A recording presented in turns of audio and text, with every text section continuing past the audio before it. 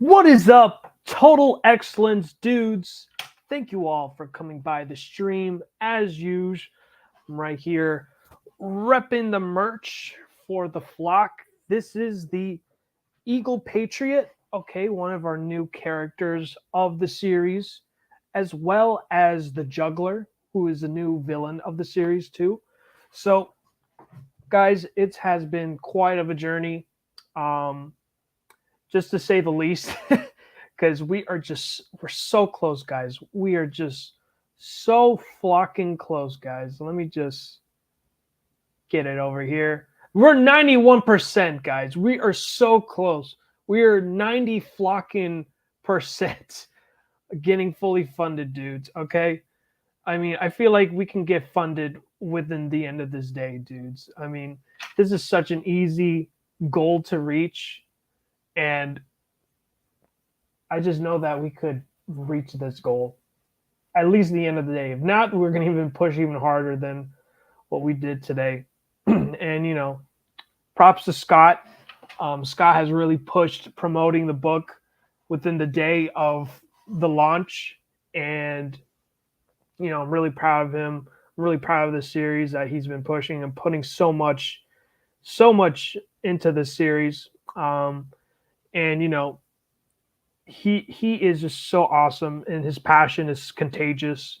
And I just hope that, you know, my work reflects on each and every page of the flock, especially issues 5 and all pages.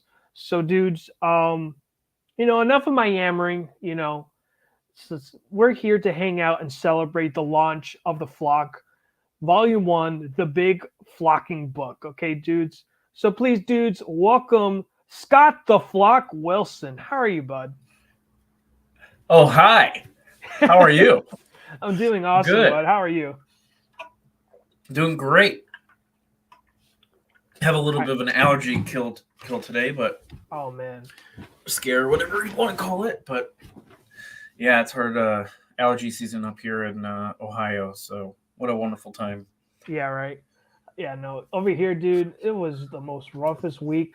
Like the past 3 days, we just had hard rain, and like literally on Wednesday, Fort Lauderdale got flooded. Ooh. Like everybody got stranded and everything. So I mean, the towing trucks made a killing on that day. So I mean, yeah, I up here in Ohio, so we've got today and yesterday. So yesterday was 72, today was 87, and then tomorrow's going to be probably 72, Sunday 72, and then it's going to drop all the way down to 40 degrees. holy cow. And then snow on Tuesday. Holy and then cow, sunshine dude. on Wednesday. It's just like I'm in the Okay. greatest place on earth. Greatest Okay. place on earth. At least I know that Florida is not the only state that has bipolar weather. So I think you and I have something in common, I Scott. think Ohio weather's one of the worst in the world. You could have all seasons in one day. Wow. Yeah. But yeah, so campaigns launched, Big Flocking Book. We've already got 10 backers. We're close to already being funded, which is awesome. We've got quite a cool rewards that have already been picked up, which I'm happy to see. Some people we have a mix already. It's not all getting the same thing, which is great. We've got someone who likes digital. We already have digital backer. We've got someone who likes just picking up floppy, so basically returning from the last campaign to pick up 4 and 5, so they can complete their collection. We've got a couple of people picking up the other one was the philanthropist, but they also Oh, did add a wow. couple of add-ons as well. So thank you guys. That's one of the That's tiers. We'll talk awesome. about that one. That was Ooh. the most recent one, but we'll talk about it because it's such a cool reward, because you're not just getting the book yourself, you're going to get a paperback, but you're also going to be donating, I believe it was 10 books to Wow. a local library in my area. And then I'm hopefully, if we get more backers like that, then we'll be able to give away more comics for free for kids to read. And it says it's going to be issue 5. So issue 5, the bigger one, is going to be the one that's going to be given out free, which is awesome because I can't wait to either go to libraries. There's also different free comic book day. Oh, that's But right. coming up. And then another thing, what I would like to do is, as well, if they're going to be donating the comics, is when I'm going to comic book shops, I'm going to be like, hey, you see a kid or anyone that's interested in my comic, just give it to them, put it in their pool, or just give it to the kid that's at the counter checking out with their parent. Just give them the comic. That would be another thing as well. But mostly I'm going to go to libraries, of course, because I can't wait for people to be able to read the comic, especially kids, because that's who we want to start reading comics, so we have a job. So we have long-term job, Yeah, job security. Yeah, no, man. I feel like issue 5 is like the biggest shift in the series. Yeah. Because, one, the art has changed. The books are getting bigger. Yeah, man. The page It's like count. it's literally, honestly, every time I look at it, I'm like, it's just an annual. It's just an annual with no ads in it. It's just just because the bottom size is 37 pages, everybody. So it's a regular floppy's 24. I kind of went over the top on that one. I just had to. Just keep doing over the top, man. Let's go to 42. Just keep adding pages. Just keep adding pages as we go. Like, yeah, right. Wait till we get to each comic gets an additional 13 pages. Wait till we get to 200 pages, and then we'll finally beat Tyler of being the first 200-page comic in color. So hats off to you, Tyler. Yeah, hats off to you, Tyler, because you're freaking amazing for having a 200. More than that. Remember, he's on like volume 3 now. So like, yeah, so it's like 600 pages. Yeah, 600. Holy cow, dude. I mean, I think I do over the top when I'm writing stories, and I'm like, all right, this is 8 pages. All right, and then move on to the next one. But I'm like, whoa, yowza. Yeah, I know. But yeah, if you want to scroll down that while we're talking, it's great too. But yeah, definitely. Yeah, it's like, do your job, make this. It's like, what type of host are you to do this? But yeah, we've got a lot of cool things. We've got hardcovers, we've got paperback, we've got also our new character, the Patriot Eagle, makes his first appearance in issue 5. And we have a lot of cool different rewards. Let's see. Yeah, so these are a couple of the covers and then a couple of pages from the book, issue 4. Also, just so you mentioned, issue 1 through 4 is free on Global Comics as well. So if you want to take a look. Boom. Money Yeah. shot. Yeah, right there. That one's such a good one. Yeah, man. Which one is it? Is it the Patriot Eagle or the Eagle Patriot? Because I think on the video you put the Eagle Patriot. I might have made a typo on my It's all own good. video. Oh man, It's all good. Let me see. Let's rewind. I probably messed up. Let's do a highlight reel. You know. Where did it go? Okay. Oh, that's me. Whoever that guy is. Get the black and white just to offend him. We already have a black. I think we have one black and white background. Oh, for real? Awesome. I think so. Let me look. You're on my list. I'm not gonna dox them. It's all good. It's all good. Yeah, no, the $15 for 150 plus pages, you can't beat that. I think it's way, way more beginning. There you are. Oh man, I totally typed that wrong. It's all good. Wow, it's my own character and I screwed up. Oh man, we're gonna clip that. Yeah, go right ahead. Especially when your camera just fell. That was awesome. Yeah, I know. It's a what is it called? It's a hybrid. It's a tablet and laptop. So like, oh, you fancy. Yeah, man. It's all because of those color commissions, man. Yeah, that's true. So, what are you looking forward to on this next couple of pages? I think you've got what? How many more pages left in this one? We're already at page 27, so you've got about 10 pages left. Yeah, so I'm almost done.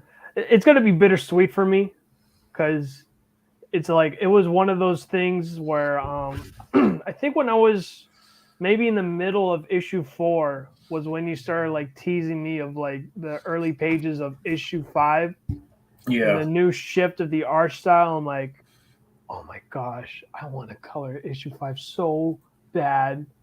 And then like I got to level up my color game too, so that way, you know, the quality and it's like it's just not only a new art style that I got to like compliment, you know, Gino's phenomenal art, but as well like, you know, just to like top it off.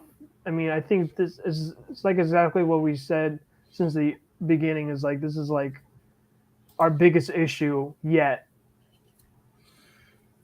Yeah, so it's gonna be I just honestly I cannot wait to fulfill stuff. I'm so ready to like send it to the printer and get things rolling and like I'm a little too excited, I guess. Mm-hmm. I just, you know, I'm really hoping to get things rolling. I'm really excited, to be honest. First day is always when you get really excited. Yeah, man. Especially when we're that close to getting already funded. Dude, for real. Oh my gosh, man. Yeah, so we're going to, like literally, like once we hit our goal, we're going to get a bookmark and stickers. Yep. I want to get a trading card, man. Which will be designed by our artist Gino. I already sent him some stuff for that as well. So for the bookmark and stickers? Yeah. Oh, I can't wait. Yeah. We got a lot of cool things getting that will be unlocked. So like the trading card number 1 is the one I'm excited about, the Goose Man. All the trading cards I'm excited for. And then the additional pages of story is just always a plus. Going from, you know, 150 pages to 175 total is always a plus because that just is awesome to see the book get even bigger and bigger. But the one thing that I've noticed as well, like on other campaigns, just a lot of people are into digital. Yeah. And we do have a great digital tier. It's only $10 and you get 7 comic books. You get not only the Flock series, but you get the first issues of Canada Bear 1 and 2. Nice. Canada Bear is a comic book that a friend of mine created with my brother, and it is basically superhero grizzly bear. It's pretty much, the explanation is, it goes more in depth than that, but superhero grizzly bear is kind of like the best short, right to the point explanation. So, but who do we got in the chat? Anyone? Yeah, we got Creator Outlet. He says, "Hail nerds! Awesome! Hail total excellence! Smash that like button and ring that bell. Thank you so much, Creator Outlet. I do appreciate it." And we got Mrs. H in the chat. Wow! What? Hey guys, what Mrs. is H, up, the Mrs. H? creator of Captain Orange. And her campaign's going on right now. And her campaign, I think so. Yeah. Let me go look. I'll get it up. I'll bring it up. Okay, cool. She's on. Oh, that's not Captain Orange. That's an ad for Captain Morgan. Ugh. No, Captain Morgan. Wrong captain. Wrong captain. Wait, where is it? I backed it. Where's? Oh, there it is. Duh. So she's got 17 days to go, and she's at 22 backers, and she got, hit her goal. So. Oh, awesome. But yeah, here's the link to the campaign. Posted in the chat. Okay. I think that's right. Yeah, that's right. Cool. Yeah. Awesome. I'm excited to get my books. I already got issue 1. I'm going to get issue 2 and 3 on this campaign because I didn't get issue 2 last time, so. Right. But she has an awesome schedule, so she literally posts every single campaign that she's going to run, because I believe she's doing it every 2 months. So she did February, and then she's doing April, June, August. Yeah, it's fantastic because from my knowledge it's already completed. She's just like pumping them out. And she's going to grow her audience so much faster that way. And she's going to do a great job doing that. Yeah, let me showcase her campaign real quick. 22 backers. She's already hitting her goal. So 17 days to go.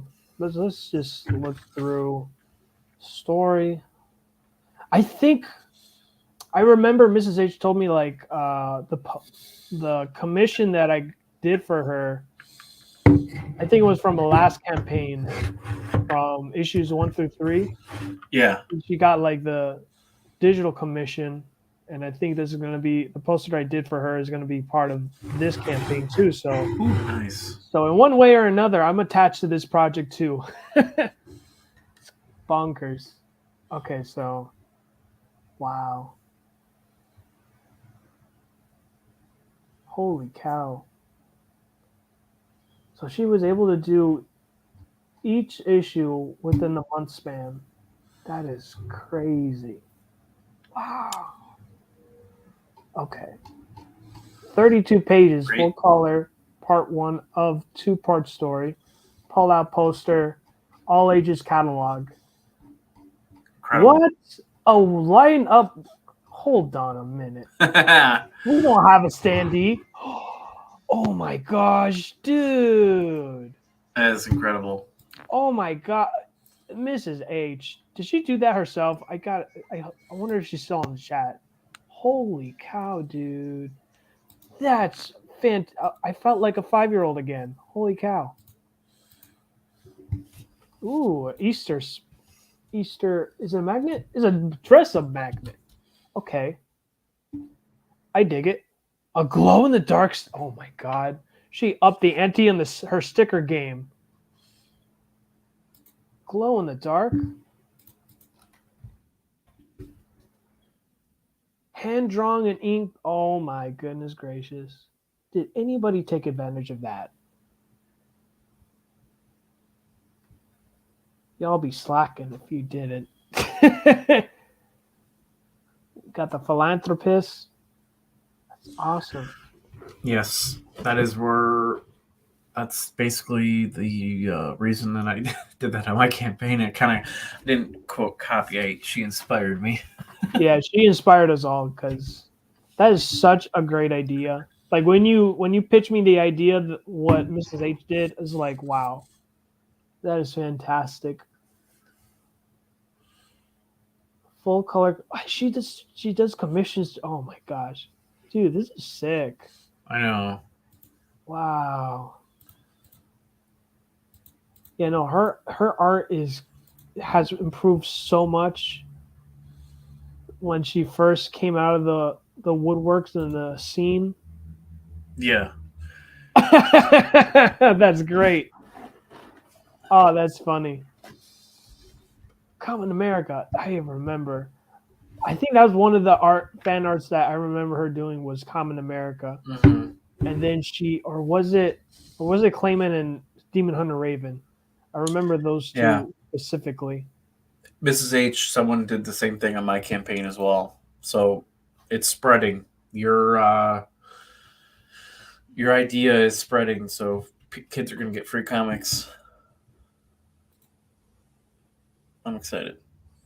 Yeah, you did, Mrs. H. Two are claimed. Yeah, for the philanthropist. I saw that there was two already claimed for the philanthropist, which is fantastic. That's so awesome. Yes. Yes. Yes. Alrighty. Let me see. Ooh, let's show off the Gooseman trading card. And we'll see. Yeah, I already have it up. I'll bring it up. Okay, cool. Yeah. And two original pages are claimed. Okay, good. No one was slacking. I'm so happy. Because Ooh. who could go wrong with physical artwork? Come on.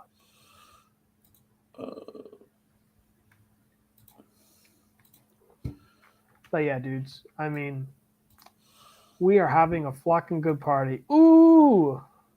Ooh. Ooh. Ooh. Ooh. Trading card. Ooh, yeah. All right, so this is, of course, the Gooseman. This is the trading card that was drawn by Steven Sanchez on Instagram. This is actually was all I'm going to say. Give all the credit to Ichthus because he's the guy who runs Instagram. I should be on Instagram, but I'm just feel starting to get old and I don't know how to use it very well. But anyway, Ichthus reached out to Steven, and Steven was able to do 3 commissions for us. So this is the colored version. Of course, the artwork is available on the campaign. Mhm. So we're going to go through these kind of not quick. I want to see each one, but this is the first one. First rendition. This would be called. What's this file called? Just trading card number 1. They're all trading card number 1 in general. It's just the different options we have for colors. Mhm. So we've got this one. Got this one. I kind of like the green in the background. It's pretty cool. I love the blue because it contrasts pretty well. Yeah. And then this one looks pretty cool too. I don't know why I like that green a lot. That looks really sick. It's like he's coming out of a portal. Yeah, man. It's just a great Uh, way to start a trading card collection. Yeah, exactly. This is so cool. I like this one a lot. And then this is a video of you coloring. Yeah, this is a time lapse. Oh man, you color fast. I wish, man. I would have so many commissions done if it was like this. Oh my god, yeah. So I think my decision's gonna be is we're gonna we'll keep them all because we could always do multiple different cards, Mhm. you know. But I think where is it? This one or this one? I like Okay. the dark blue because the other, I would honestly say this one's great too, but I think it was this one.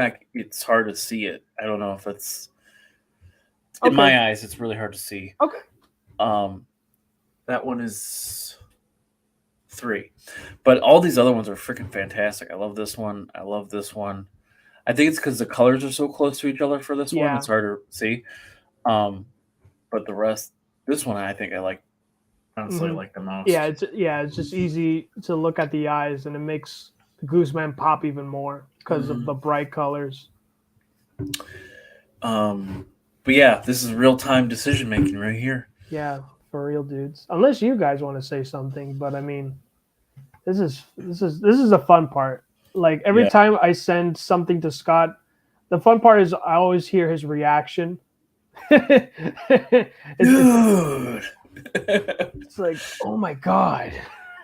It's like, this is fantastic. Here's the money. I'm actually, speaking of money, so since we are getting close to funding, I might take therapy for getting used to being surrounded by money. Oh, you're fake cash, man. No, fake cash. What do you mean fake cash? This is real money. These are Benjamins, man. Real Benjamins? Yeah. Real dude. Benjamins? Yes, these are real Benjamins, okay? It's like I think they look a little bit too small. They look a little bit a little too small. Yeah, those don't look like real bills. I'm gonna enlarge this so the chat can see this. This is legit, guys. This is legit. Yeah. Yeah, we're gonna show cash like this when we're trying to get funded. Yeah, We're getting closely funded, guys. Come on, please. I Just- need this. I mean, Scott needs this. Please, Wow. guys. Please. Give it. Give it all. Oh man. What else we got going I gotta on? clean all this up later. This is good. Okay, I'm just gonna have this on my head. And then, gosh dang it, they all keep falling.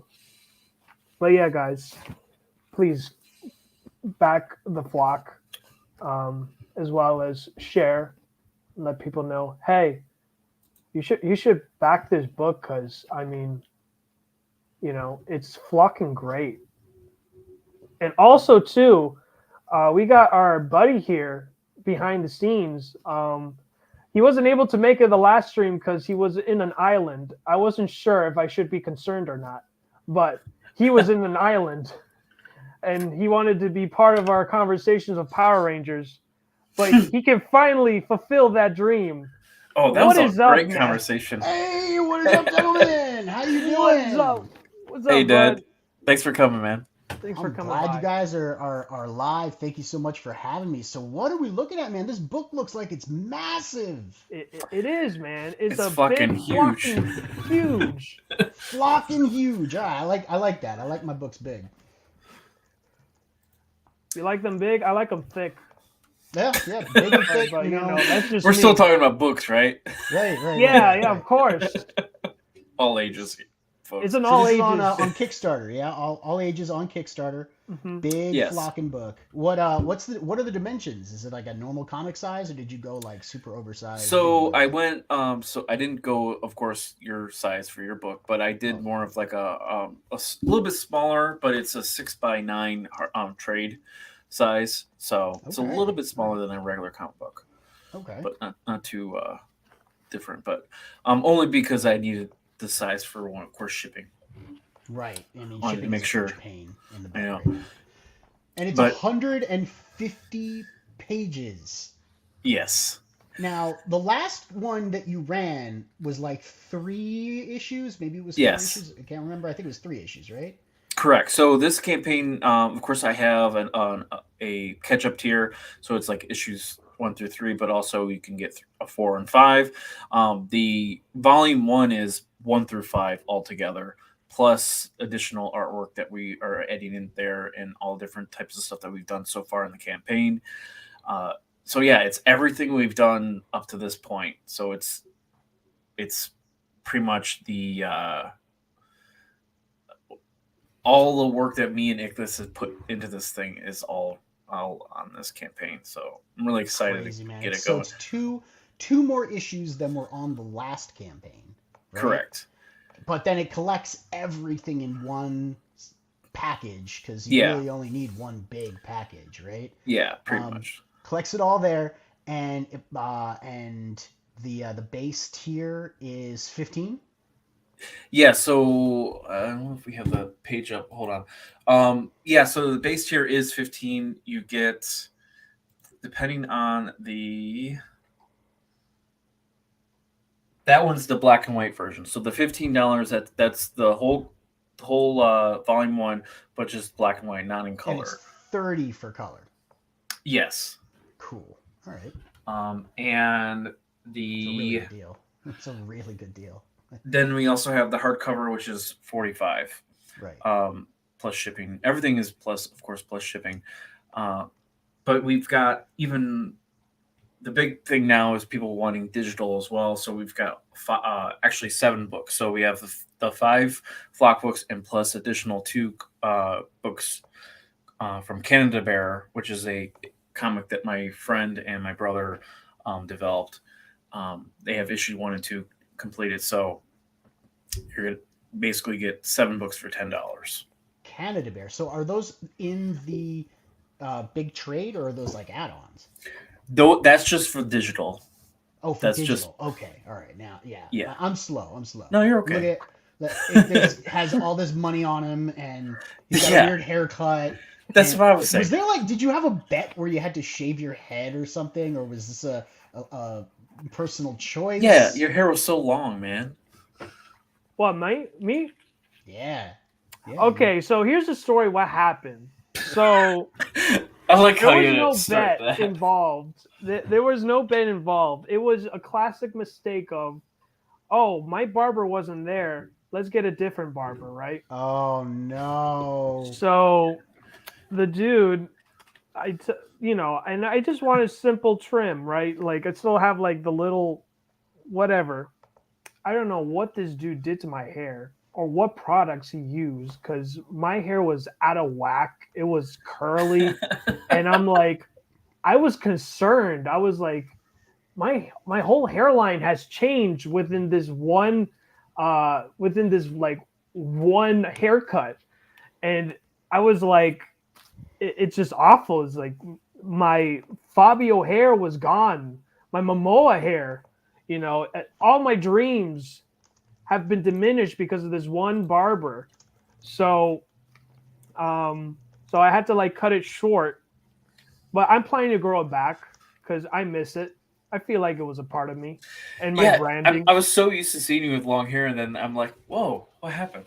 Not a negative. I was just like, whoa, it's just like a shock, Yeah. But yeah, the main thing that I'm really thankful for this campaign is we have the opportunity to one of the couple of the tiers is buy one, donate one, or our philanthropist tier, which is where you get the paperback version of the book, and then you're donating 10 comics to local library or comic book shop near me. Those are the tiers that I'm really proud of. I know the whole thing is just awesome, but I love that idea of giving free comics to kids. Like crazy, that's man. such a donate great 10 comics. That's bonkers. And it's issue 5, so remember, issue 5, like we said, is 37 pages. It's such a big book. That But, is a very big book. Yeah. But how are you doing, man? How's your comic book career going? Oh, we are busy. We are very, very busy these days. Yeah, you're fully funded there, man. You're killing it. Wait, we're fully funded? Of your $500 goal? Yeah, you're good. Wow, let me see. We got to refresh, dudes. Hold on. I gotta refresh. Holy cow! What? Well, I mean, like, Incredible. I come on the show and good things happen, right? I was Thank wondering you, why man. Mrs. A show is a refresh. Now we know why. Thank you Incredible. so much. We gotta Mrs. have A. you guys on within the 30 days so that we can get Yeah. you in front of some more of our friends and other backers, because all ages books are scarce. I know Eric the Guapo loves Yeah. all ages books. So does Amanda B. And a $30 color, 150-page Yeah. trade paperback of all ages fun action. I think that this could go a long way if you put it in front of the right people's faces. Yeah. So the trick is getting it to those folks, and we'll do everything we can, of course, to make that happen. I appreciate that, man. I really do. Thanks so much, man. You know, me and Nicholas work very hard, and it's very appreciative when anyone, you know, helps out or does anything to get more eyes on the campaign or even the series in general. I've been working locally at different kid events and whatnot, and of course that's all local, but trying to get more people globally or nationally to look at it is totally different. And even having YouTube, I suck at YouTube, man. You guys are just rocking it out. I know it's not easy at all, and I try to do YouTube videos and I just stumble so much, and I have to like re-record myself so many times. I'm like, and then I get frustrated. I'm like, all right, I'm gonna walk away. I'm gonna kill this computer screen. I can't tell you how much time I spend in Premiere Pro trying to edit out stammering and skip, yeah. just letting the camera record and just like finally getting it.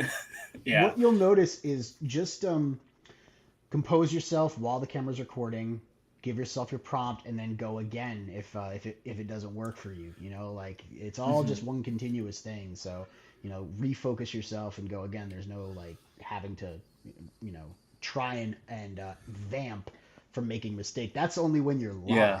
I gotta say though, Ichthus, what color is your background in your house? Like, what's your wall color? And you're a colorist, so I'm gonna trust your eye on this. Okay. Do we have the same paint?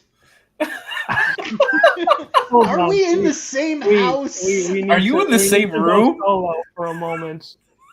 Okay. All right. This is a bright yellow. Okay. Let's see. Neff here. I guess That we means are. a little more beige, maybe. I don't know. Are you guys let me are you guys in the same house, just like the same room, or just like? Now he's across the hall. He's across Yeah. We planned this out so well. It was easy to invite him. All I got to do is just knock on his door and, hey, Neff, Right. can you go on the Right. show, please? Yeah, no problem, man. No problem. All right. It's so awesome, man. You know, You're I don't down care in what. Florida, though, right? I'm everywhere at this point. You're like, not anymore, D. And I ain't gonna tell you where I am neither. The feds are after me. The No, I'm feds? saying because we might be going down to Florida for a couple of comic book conventions, Ooh, and it would be okay. dope as hell to like just check in on you and go have some like fried alligator or something or whatever it is you guys eat. Oh, down that's sacrilegious for me, man. It's like it goes against my branding of like showing off gators. there. I mean, I thought the alligator was. I because feel like you it's ate a- alligator. I feel like it's another way of people blackmailing me for promoting gators, and then you just see me eating a gator meat. Oh, Like that's this? true. That's true. Yeah. You Does know, that mean like you're a- going to be eating turtles instead? Oh heck yeah, we're gonna have turtle soup. eat those turtles? I'm So as far as our comic book career is going, I'll let you in on some inside scoops if you want. Yeah, go right ahead. please. I mean, this is Well- your show. I don't want to like take up your Oh, time. it's just- this this your is a special launch day. This party. is your We're- launch. yeah, you it's know. a launch party. We're just having dude. fun here. We're not Yeah, It's whatever you want. While So- we're having fun, I want to build my own Maverick. So you guys go on Yeah! ahead. It's so much fun. Dude, you know- I flipped out when I checked out your website. Like, you could build your own Maverick? Yeah, and Awesome. if you were a backer on the first campaign of the big Mhm. box, you can go to pilots on here. Okay. And in pilots, you'll see Ooh. there are these custom Mavericks. If you hover over them, like hover over this green one right here, Green one? Green Okay. right down here. what? Who is that? Who is that? What does it say? The legend himself, The legend, Frog G. Frog G. Yeah, Oh, that's Jeremiah. so awesome. And so that's his. Right next to him, we got Joe Catapano. And then we've got Will. Yeah, you see Oh, that's Esprog cool. G. Dang, And, that is so cool. Fun So we fact. gave everybody in the big box, you get a dog tag, and on the one side, it says Mavericks, it's the logo, and you flip it over, and it's got a QR code, and you scan your QR code dog tag, and it takes you to your pilot card on the website. And people who have pilot cards, they can have accounts. You submit your info, and I worked with these people who decided to actually make cards. To like figure out what their role would be, what their designation would be, what their weapon system would be based off of the MAV they designed. So what you do is you design your MAV, you download it, you log in using your secret, password, which is your backer number and your email address. And when you have access to it, you drop your photo, whatever you want, as your avatar. Then you drop your MAV as the image, and then you fill out the form, and boom, you get a card. And then we did something super, super secret and special. I didn't know if we were going to be able to do it when we had the campaign active, so I didn't want to advertise it. I didn't want to say anything about it because I didn't want to promise anything I couldn't deliver. But for people who designed their pilots and wanted to like get in on the action and have their that one's dope. Look at that. Look at you really building it out, man. That looks great. I'm just choosing my map, okay? Just calm down, man. I'll give you the They're specs all and everything. great. They're all great. So what we wound up doing was we printed up metal trading cards for each person who made one, and we sent them their MAV as a metal trading card, their pilot and their MAV. So there's a sleeve, as you know, in the Mavericks goodie bag that came with the main campaign, right? There's the 8 trading cards. There's the three, and then like Harrison and Kurito, and they're designed to have like sort of a collage background, so everyone kind of fits in their place. Or there's a little black card in the center that just says Mavericks. For people who got the box, that spot in the middle is the metal card to go in your binders so that you can have your thing there. So since we know we can do it, we're going to be offering that as part of the collector's box on the next tier. Okay. So what you're looking at right here, this looks like a Marauder to me. A Marauder? Okay. This is a Marauder. The top one is a Devastator. Top one's Devastator? Yeah. Okay. The one below that is an Invader. Invader. Then below that is the Liberator. Okay. And then the Marauder. And I will be getting into the specs and explanations of everything in the next campaign. I only included the specs for the Liberator in the first campaign because Billy Nunez was only able to do a cross-section of the Liberator. Got it. So the Devastator is like the heavy mech. It's good for heavy weapons, demolitions. It carries a lot of artillery. It's the one that has the shield. It's Bigfoot in the book. Nice. Nice. You can see the color changer lets you not be that like baby vomit yellow. If you don't want to be, you can like swing it all around. And I know Aldous made his cornflower blue, so you can pretty much go anywhere you want. So then the Invader is sort of like the stealth mech. It leans more into like recon, sniper, drones. Electronic warfare, that's so cool. That kind of thing. So it's like the fast, nimble, not as well armored by any means as the Devastator. That thing is supposed to be tanky as hell and just hold down the line. The Liberator below the Invader, that one's the all-rounder. It's not as heavily armored as the Devastator. It's not as nimble as the Invader. And it's not the fast model, which is what the Marauder is. The Marauder is the hit-and-run skirmisher. The Liberator is more of like the all-rounder. It has the most variety of weapon loadouts. It's just got solid stats across the board. It would be your Captain America, Okay. And then the Marauder is your ace pilots, like the Marauder, because it's a CQC mech. It's close quarters combat. You have shotguns and you have pistols. There's a nunchuck. So cool. A nunchuck? You can have nunchucks on the what? legs. Hold on. All right, so there's a pilot. Oh my God, there's a nunchuck. There's the nunchucks. Yes, those are the nunchucks. I'm sold. Let's make him orange. That is a dope looking mech right there. Holy crap, dude. You are looking awesome. Dude. Looks like you've got arm mounted. Those are probably experimental plasma casters if I'm looking at it right now. Okay. Then you've got the headlamps. You've got a reinforced hull with the Caltrip armor, and you're going ham with the nunchucks. I freaking love it. Yeah, the Yeah. nunchucks are dope. When Garrett was working on the designs, I said I need something that's completely impractical. I need something that there's no reason any mech would ever have something. I want nunchucks. And he was like, why? I was like, because think about it. Think about it. You never see in any of like, why would a giant robot, we would have a club, right? Or like Right. at most like a sword or a chainsaw. You're never going to have like a, like a mech doing nunchucks. It's like, I need one option that is completely silly and ridiculous so that I can give it to this one pilot that we have who's Incredible. completely insane. That's And awesome. yeah, so the nunchucks are a special spot in my heart. So I actually got everything from your first campaign. So I got recently I got the lunchbox, so I got everything recently. So but I backed on both campaigns, so like your Kickstarter and your Indiegogo. I gave the Indiegogo, or no, one of your campaigns. I believe it was one of them, but I gave it to my the guy who did Canada Bear with me. Or not with That me, was my bro. dope of you, man. So- That's super cool. Because it's mostly all of the same stuff. I'm like, yeah, well, here, read this, enjoy. But the cool thing though is like I got the books in the middle of when you were filling. I was moving because I finally bought a house, and I'm like, I had to reach out to you guys. Like, damn it, guys, my survey is outdated. I just bought a house, and then I got everything, and I'm just so thrilled because I'm like, your packaging was like so simple and perfect. Like, that had to have been so stressful to fulfill that campaign. You have no idea. It was a lot. We Like, you have formed so an many assem- different pieces. Like, it wasn't just like, okay, let's just put it all in the box. You had so many different, like, you had to put this in this bag, this in this bag, this in this bag, then put it all There was together. a whole order to them on the Like a conveyor belt.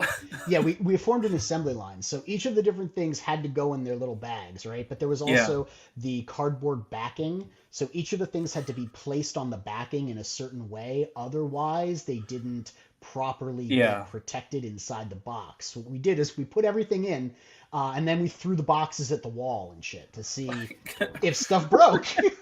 Research and development, All right, R&D. let's kick the thing. Let's throw it down the stairs. Let's see what works and what doesn't. And we had a couple of things break. So we finally figured out like the right amount of room to get everything. We actually had to repackage the standees twice into multiple bags because it wasn't quite letting the box seal completely flush. There was like a slight bend to it, and I was worried that would dent the cover of the books. So then we got the shrink wrap out, and we would shrink wrap the books, and we would shrink wrap the main books. And fulfillment was a process, but what I wanted to do with this campaign was absolutely everything I could conceive of. I wanted to take on, like, everyone's like, do a simple thing for your first campaign. I was like, nope, let's go the other direction. Let's do absolutely everything we can think of. Exactly. And even when me and Nicholas are working on this campaign, we're like, man, maybe we should just do issue 4 and 5, and then maybe let's just do it all. Because just do it all. I mean, I'm not gonna wait. I just want to do it all. I mean, I think it's a great idea. A big book for 15 black and white. That's crazy. Yeah. 30. Personally, I think he's got to be in color. He's a cartoony kind of character. I love the color on the first 3 issues. I thought they were great. So I'm really looking forward. And we're getting better. And Nicholas is getting more better. Like he's stepping up his game every issue. Like he's learning, and he's just, he started his first, gig was the Flock when it comes to coloring an actual comic book. So like he's getting so, you could tell from each issue it just gets better and better. So I can tell looking at your stuff it's getting better and better too, and it's really cool to watch your friends improve their skills over time with each issue that gets put out. One of the things I forget who I was saying it, I think it was Odin, because Odin and I have been working pretty closely together these past couple of months. I was saying, like, one of the cool things about being in indie comics is that you have people who you're friendly with and that you trust enough to give you feedback, like constructive criticism, right? Mm-hmm. But like legitimate, honest, straightforward, not like trying to tear you down or or lead you astray or just blow smoke up your ass, right? Like people, there are people that exist in our friend groups who are brutal and honest, and I love that. And getting that feedback allows me to see what it is that doesn't quite stick for people or isn't quite Hmm. finding the mark, and then fix it. Because that's the thing. It's like you shouldn't be concerned when you get feedback of like, oh, this wasn't good. Well, it will be if you fix it, Yeah. and like now you know what it is, and you could just change that. And watching people grow with their technique, grow with the art that they're putting out, it's like being part of, I don't know, watching somebody's maturation, watching them Hmm. develop into like a fully formed artist or writer. It's triumphant going on Yeah. that journey, and you get to be like, yeah, I knew him when right? Yeah. Uh, Or and even like in comparison, like you're watching a TV show and the character progressively gets, as the show gets on, they get better at whatever the show topic's about or whatever it's about, whatever.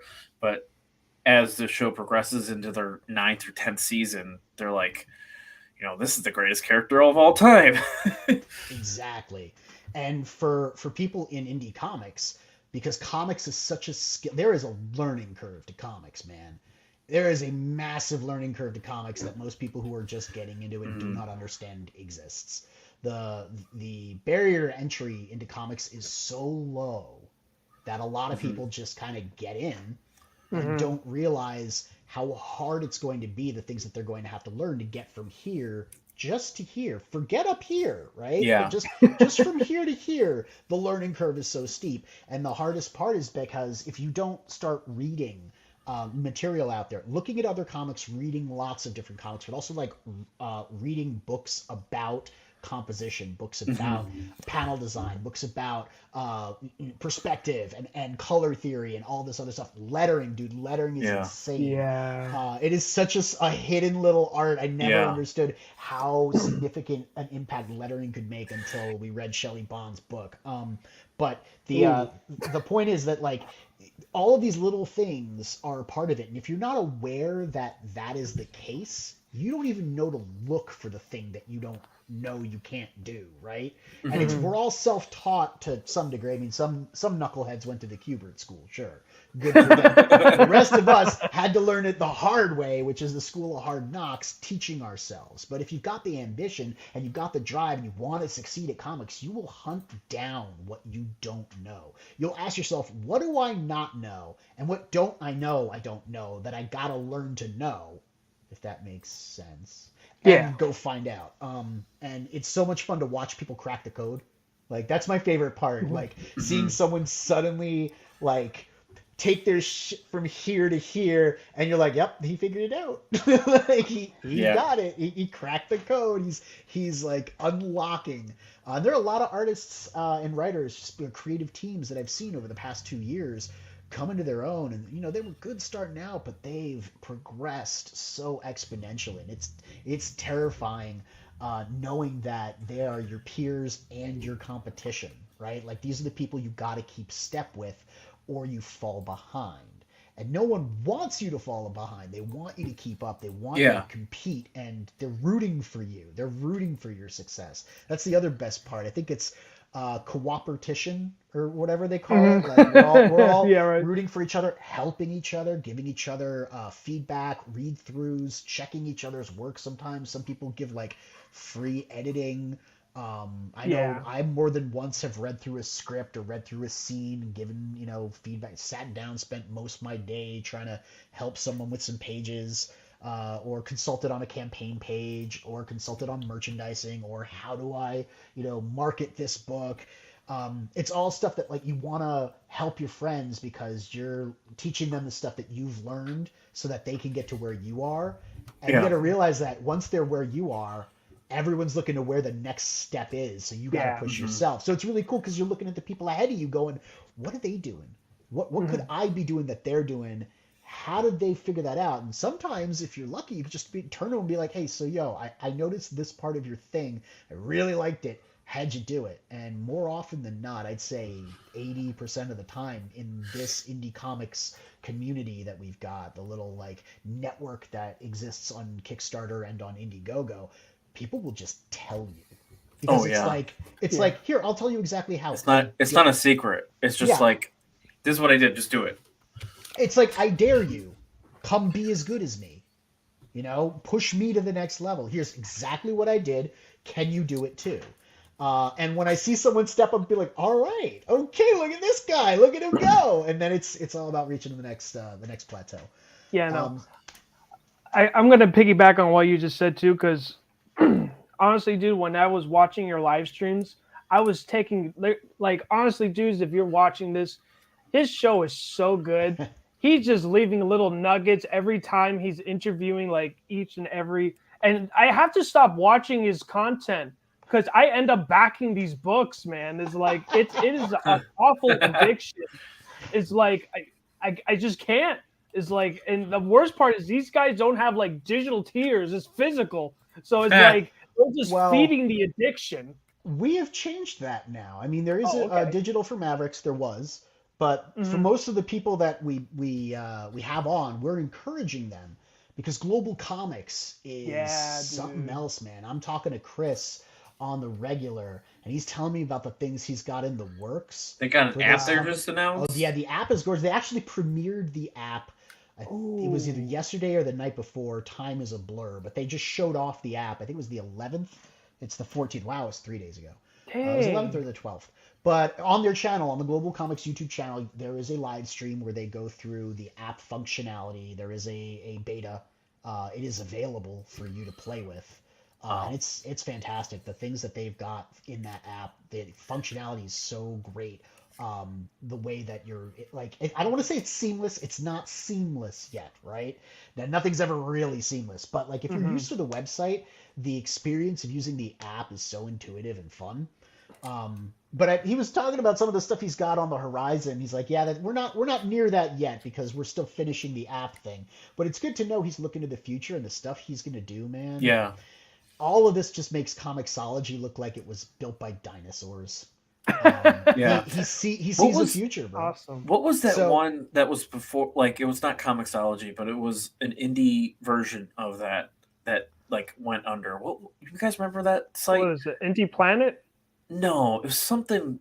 No, not Indie Planet, but it was basically it was kind of like a precursor to what Global Comics is, and it was just you could post your comic on digitally, but it was for indie comics. It wasn't for anything like manga or anything. It was just Western comics only. But hmm, forget what it was. But anyway, my buddy, they put Canada Bear on there, and Canada Bear was on there for a really long time. And then, of course, the website went under, and then we posted it to Global Comics, and they were happy to see a lot of people came from that website to Global Comics. So it's Oh like they do wow. have an audience. So like the main thing that when you're creating a book or anything is finding your audience. I'm just thankful because there's a lot of people that backed this campaign that were from the very original campaign that I did on Kickstarter and also in Indiegogo. So it's cool to see some returning backers. That's fantastic because they like what I put out there. it's always nice to see you guys have like loyal fans, right? Yeah. We haven't had the chance yet to see how many people are going to come back for To seconds on yeah. Mavericks, but we're hoping that we made a good enough first impression that people are like, oh, they're starting there. When I go, yeah, we've gone to the next level, they'll be like, all right, I gotta see this. Yeah, Um, definitely. So we're can you hoping. can you talk about your next volume, Mavericks Origins Volume 2? I can. Um, Now, Mavericks Origins Volume 2 picks up right at the end of Volume 1 when Okay. Harrison is walking to Wendigo. Uh, Hmm. and he gets in Wendigo and he launches to the war zone. I don't want to, because I could just tell you the story is dangerous, man. I can't just like tell you. It's spoiler territory. I mean, yeah, like, for real. Things get crazy. Okay, things get crazy Hmm. for Volume 2. Hold on a second. I've got something I can show you specifically for Volume 2. It's gonna be awesome. Okay. It's gonna blow your wig back. Hold on. Um, Who knows, man? Maybe you'll shave my head. maybe. Um, I think it's in the data in the drive. Maybe it's not in Hmm. this one. Those are the roughs.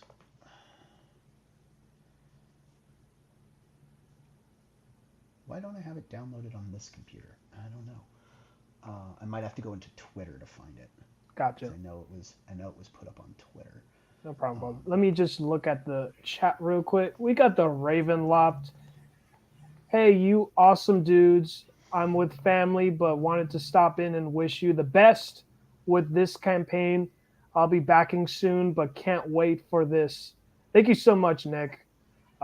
Dudes, it's like Nick is like on fire with He his is, campaign, man. I mean, the Winnie the Pooh. I loved your interview with Nick, man. It was so fun.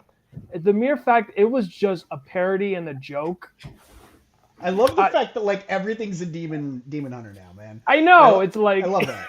I love it that he can just turn anything, any property that is at all culturally relevant or popular. He can just be like, and boop, it's a demon hunter. He's got that touch, right? And like, I can't believe it worked with Santa Claus. It worked with Winnie the Pooh. He even did the Teenage Mutant Demon Hunter Turtles, right? And like, it worked with that. Demon slaying turtles. Demon So they're not. right? So they're not necessarily part of the creed, but they're terrapins. He did Steamboat Willie too. Right? Yeah, I saw that. And it's just the fact that he can do anything with that. I love that he's flexing his brand that way. It shows so much creativity, a lot of ingenuity, the ability to laugh at himself, his own brand, and be jovial about it. And just invite people in. I think that's such a great way to go for his Demon Hunter series. Yeah. And I can't wait to see, like, because the whole Divine Anomaly thing. There's more than just the Demon Hunters, right? I know some of the other stories that exist in that universe, and I can't wait to see some of them take root. I'm not talking about Crusader. I'm not talking about Radiant Rapture. I'm not talking about those. I'm talking about, like, things that we still haven't seen yet. And they're going to add such another layer to this stuff. It's going to be so exciting. But yeah, I can't wait to see what Nick gets up to next, man. Yeah. Let me see. Let me look at the chat real quick. Mrs. H says, "Ooh, do you want to do a back both campaign? Get X?" Wait, what? Oh, talking about the volume 2. From what I don't remember what that. Oh. I don't know what she's talking about here, man. I'm sorry. Maybe it was when we were talking about the volume 2. Yeah, maybe potential. Well, we do have if you backed volume 1 and you backed volume 2, we have a special thing. Okay. Okay. Oh, all right. Okay. It is for the box. If you get the box on volume 2 and you got the box on volume 1, because you're like, part of that Nav family, right? And you want your pilot to be, significant in some way, or your presence in the IP and in the franchise to be significant in some way, we definitely have a returning backer bonus. Gotcha. Let me see. Mrs. H says, I can make some desktop backgrounds or something so it would be digital and we wouldn't have to worry about printing or shipping. Okay. She says, like a cross promotion thing. Oh, shoot. Nice. Okay. That's all right, Mrs. H. We're listening in. I've seen Mrs. H's stuff, dude. Yeah, that's great. I saw what she did with Riser Man. Darn it, what's his YouTube handle? Tyler C. World? Neostar. Oh, okay. Yeah, Riser Man. Yeah, I saw what she did with Riser Man, and it's I would definitely work with Mrs. H if you can. Yeah, no, Mrs. H is always busy. So I put something in the in the shared screen for you. So this is a rough. This is Esquivo. Oh, dope. Esquivo is currently doing the Exiled for Wesley Snipes with Adam Lawson. He's doing the interiors on that. So this is a wraparound cover that we're going to be featuring. And as you can see over here, we've got Harrison, with his axe and his gun, going toe-to-toe with Chernobog right behind him. Now I see what you mean by, like, nunchucks just look so awkward, or not awkward, but just look so different than what you would normally see. Yeah, like you figure an axe or a spear, something solid. Like nunchucks don't make any sense, but trust me, if they're drawn correctly, kinetically, you've seen Michelangelo do some really cool stuff in the Turtles comics with the nunchucks, right? Like the way that they're drawn, if they're drawn correctly, it could be so dynamic and awesome. But who's this down here? This looks like Mother, right? With Mm-hmm. a giant honking ridiculous machine gun. But what is she doing Hmm. in the rubble? Hmm. Why is she what is she doing out of her Mav? And then we got Hot Shot up here jumping off of a roof, and we got Cold Shoulder taking a sniper shot Oh, that's at sick. Furto. We That's got so cool. Bigfoot Oh my with the Gatling gosh. gun, or we got Ripper with the Wow. Gatling gun. We got Bigfoot with the shield, which is kind of messed up. And he's holding Gonbatar, who is the Hmm. guy on the cover or on the Okay. ad that says, join the fight. He's the leader of those refugees that you saw in book one. And he's Hmm. helping his daughter June onto Bigfoot's hand. And then you can see all these other refugees scattered here. And this is his son, John, or Jian. Jian. So you can see that like it's this chaotic scene where these people are kind of like clawing their way through rubble, and this giant mech battle is erupting around them. And man, I'm super psyched to show you guys the scope of things, because we showed you a little bit in volume one what it's Mhm. like to be a Mhm. person, with that crazy cool angle looking up from the ground at the Mavs as they tower over you. But the rest of Volume 2 for Origins, we really play with those perspective shifts. Because as you Hmm. know, in Origins, we jump back and forth to what's going on at Ulaanbaatar, what's going on at the base. And we jump back and forth to kind of like pace the action. Well, we're going to get that distributing a little bit more into more than just two locations. We're going to be going in a triangle now. Okay. So there's a third location. Um, which you guessed is going to be the people on the ground. So we're Hmm. going to be with the people on the ground, Okay. the Mavs fighting amongst the buildings, and occasionally bouncing back to the main base when I need to introduce a development that it gets seen on the screen. Just for the sake of, Mhm. if you want to change camera angles, you have to have a third place to look. You know what I Yeah. mean? Like Yeah. if you're doing reverse shot like that, and you want to change something dramatically, you got to have the third place to look at it from, so that when you go back, it's different. Um, but so that's one of the exciting things for Volume 2, is we really follow the refugees, the people in the streets, as they try and survive and figure out what they're gonna do now that the transport went down, now that the tailwind is bugging out. Like, Man. what's gonna happen here? And this terrifying red Mav, Chernobog, Hmm. he's really able to go toe to toe with all of Storm Squad. It seems that they really can't touch him, right? So we're calling in the Ace, Harrison, and his big white Wendigo Mav to go toe to toe with him and figure out what his weaknesses are and kind of like break him down. Um, but that's not the only enemy that's out there, guys. Hmm. And just when you Ooh. think that we've got a footing God, man. against this So red good. Mav, Yeah. Right. that's just one dude you've been fighting. What Wow. happens when his friends show up? Oh. I Oh. mean, Whoa. now they're probably not going to be as badass as he is. He's something else. Okay. He's special. Yeah. And you saw, if you got the ash cannon.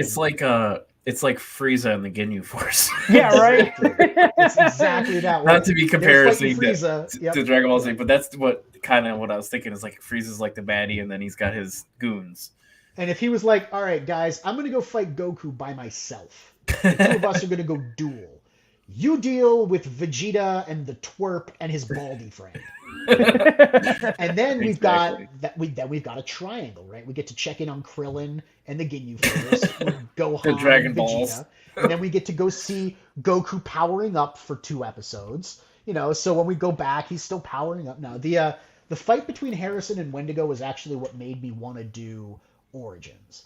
Now, I've said it on the show. I don't know if people like really understand. Mavericks was originally conceived of as a screenplay, right? Oh, It was wow. originally conceived of as I was going to film or write a screenplay for a film set in this universe. But the screenplay was not for Origins. The screenplay is for Mavericks Generations, Mhm. which is the third arc in this storyline. First arc is Origins, the second arc is Evolutions, and the third arc is Generations. And the screenplay that I was working on, that I was, developing, was for the last story. and I was having a lot of trouble with it, man. 'Cause it's a big thing to do. This kind of to give enough background information to keep people engaged without overloading them with exposition. In a world like this, where what I'm trying to do is a storyline that's relates to the characters in a certain situation, it's very difficult to do for Generations without making it really long. Hmm. So I was like, you know what we should do? We should rewind and start this at a place that's small that I can like hook people into. And I thought to myself, what was one of the best sci-fi properties? It's super simple that I saw, and I was like, there are only two films that I can think of that do that, and that's Aliens and Predator. Um, that you don't need to know anything about what's going on in those movies. You don't need to know anything. I when I saw Aliens for the first time, I didn't know anything. Hmm. Like, but it was a thrill ride, and I will never forget that thrill ride. And it was like I need to know everything there is to know about this world. There's so much rich lore, and the colonial marines, and what happened on Earth, and where's this thing from, and had like all of that built off of this one low budget movie with a 7 foot tall dude in an exoskeleton suit, right? Wow. So I figured let's do something kind of like Predator. Let's do giant mechs getting stalked by a big bad guy in a ruined city. And what really made us want to do Origins though was the clash between Harrison and Chernobog. Hmm. And Garrett, the artist on the first uh, on Origins, on the first part of Origins, book one, he and I sat down and when we talked about this story, what he wanted to do was this one-on-one mech fight, and he really just wanted to do a simple one-on-one. I was like, all right, well, we have to set that up. We have to let you have a one-on-one mech fight. And we were thinking about how to do it, and I remember the time, don't tell Mo Biggs, but we were watching some animes, and Oh no. Oh no. I'd seen Sword of the Stranger recently, and Okay. there is a fight at the end of Sword of the Stranger between Nanashi and the blonde dude, the barbarian, and it's one of the most powerful sword fights I've ever seen, just with the Wow. music and the visuals and everything. And they showed Garrett, and it was the fight in the snow. And we were like, yeah, we need to do that. That's book one right there. Or that's Origins. The Origins is the showdown between Chernobog and Harrison, and everything is revolving around that. But what hooks people in is this fight. So that's what's coming to book Now, two. I do have a Okay. question for you. So, like, this your whole Mavericks is incredible. I enjoyed reading it. I, of course, recommend it to anyone. But the thing that I love is your world building. You do Hmm. such a great job. How do you when you do your world building? Where do you start, and where do you like? Do you like have an end goal first, and then you just roll with it, or you just? I love the way you develop your story. Like Thank you. the Appreciate it. whole because it's not just the characters; it's everything. You You read the stuff that was on the flash drive, then I take it. Yeah. Yeah, you got Yes. into the flash drive, didn't you? Yes. Definitely. That's the main. I It's like that stuff to me is, you know, when you're saying like when you get to like this level or this level in your like indie career or whatever, and I'm like, man, I'm totally looking up to something like that. I'm like, appreciate it, man. I'm like blown away because I'm like, I. It makes me mad because I'm like, man, I got to do better. I got to do better at my own craft. I'm older. Look at it that way. I'm older, right? Like, so you uh, got plenty of time to catch up to I me. know. If you think that I'm that far ahead of you, I don't. No, I well, just have not had not even ideas for a like long not even time. like the fact that you're far ahead. It's just like, man, that is such a great idea, or Oh, just oh, thank you. Yeah, like makes it. Not saying that you're so ahead. I just you inspire me to want to do more. I more than what I'm currently doing because I'm lucky in a way. I'm in a yeah, position where I can put myself 100% into my creative endeavors. I'm not working an 8 hour a day job. yeah, that's what I'm If doing. I was working an 8 hour a day job, this would not be happening. I'm In working fact, 9 hours a day. when I was working an 8 hour day job, this wasn't happening. This was going very slowly. I was very consternated with it. It was very hard for me to work on it because I was always so tired and trying to imagine this world and flesh it out like you're talking about. The creative process is, in and of itself, an endeavor that is exhausting. it can be exhausting. It's not just fun. You don't sit down and go, I imagine. No, like this shit takes work. There's a lot of work that goes into actually plotting it out and developing it, doing the research. Oh my God, the research. Wow. I should show you my research drive. I should show you the close to 70 articles that I have in there on various subjects that helped me create the setting that we're in, from like, geopolitics to future war to environmentalism to like like cosmogenic nucleotides and shit like that to artificial intelligence and robotics, and like there's a lot of research that goes into it, which is also exhausting. But as far as your question about the world building, I imagine to myself, what would be ridiculously fun? If I could do something, what would be ridiculously fun? And the answer is always secrets, Easter eggs, things people don't notice until they notice them, and then they're like, oh, it's what made Family Guy enjoyable. Early on was all of that intertextuality. People were like, I get that reference. That's funny. I think it's funny because I get what they're making fun of. Well, I got a lot of Easter eggs, and Nicholas knows for sure. Like, if you read the books, like, I do love that, having that idea when you're writing is like having Easter eggs so people can like, oh, that reaction. Yep. I love that. And hiding things in panels. It was one of the reasons that we did the notes at the end of volume 1 with all the descriptions of the different panels and things to notice on the page, because those were important to us that we were putting in there. We wanted people to go, oh yeah, I see what he's doing here. That name is a allegory, or the graffiti here means something, or all the different things that we did. As far as the world building, so the thing about the flash drive is like only 50 people have those. Wow. Oh wow. So of the 500 plus backers that we had, only 50 of you have that lore. And that lore is not getting published. Ooh, I feel That's so accomplished. Secret. And I'm sure you noticed in the first book that thing, and war has its price on the page where they're trying to contact Rolling Thunder. That is the flash drive. It looks just like it. Like, yeah, if you open I kind of noticed that. It is the flash drive. So the idea of Project Magpie that you encountered, you're noticing it is a 3rd generation Maverick. It's Chernobog's design. That's the interior of Chernobog. So it's possible that Norca gets their hands on this flash drive and tries to reverse engineer this 3rd generation Maverick that they encounter in book 1 of Origins.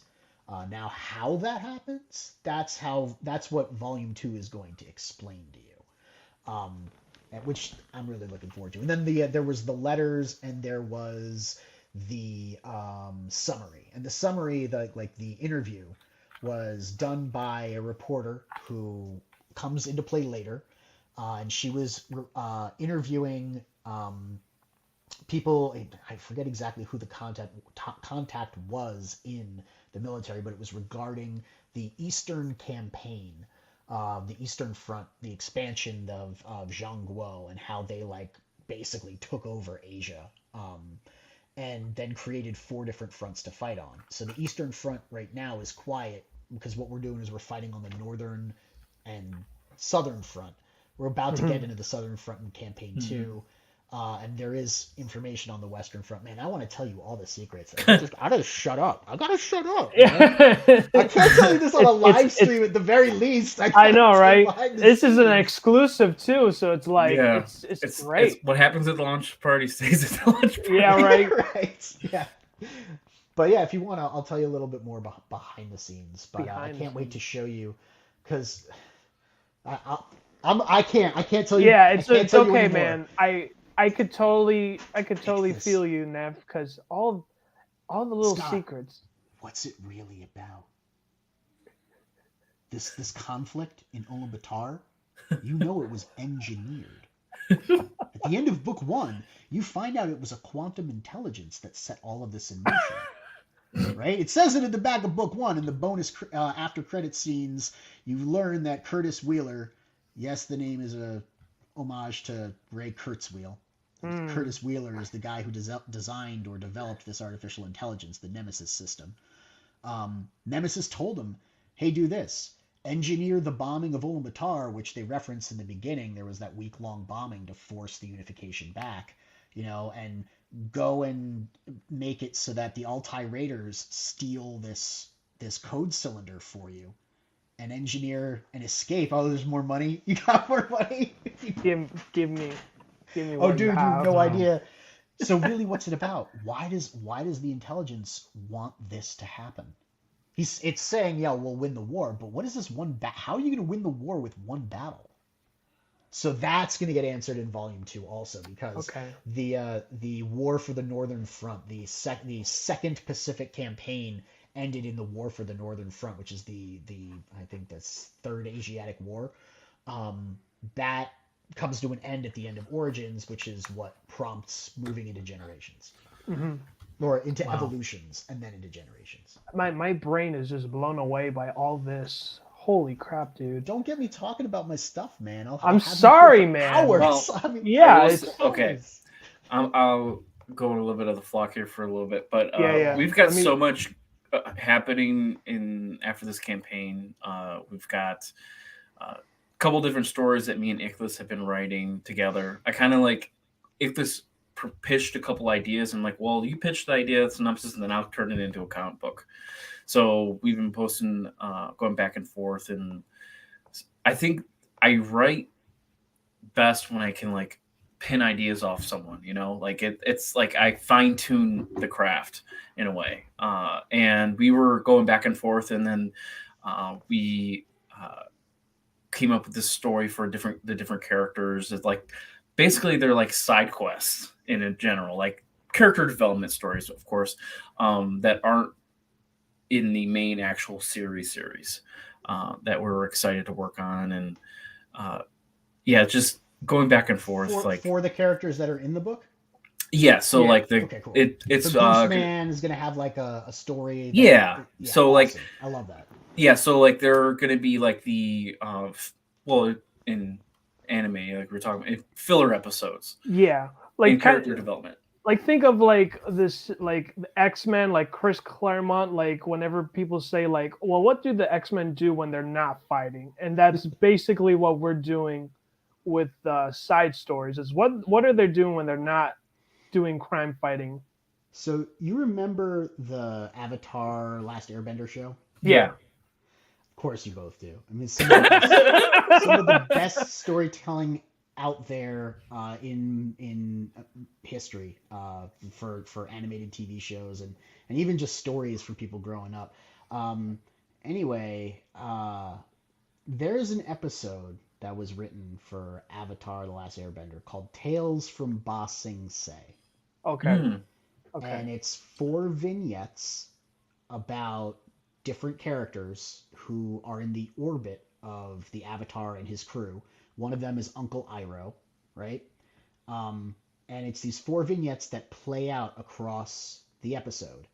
And it is completely unrelated to the primary plot. It's filler. But it also builds out the characters in a very emotional way. And you gain a glimpse into their past, and you find out some of the motivations that keep them moving forward.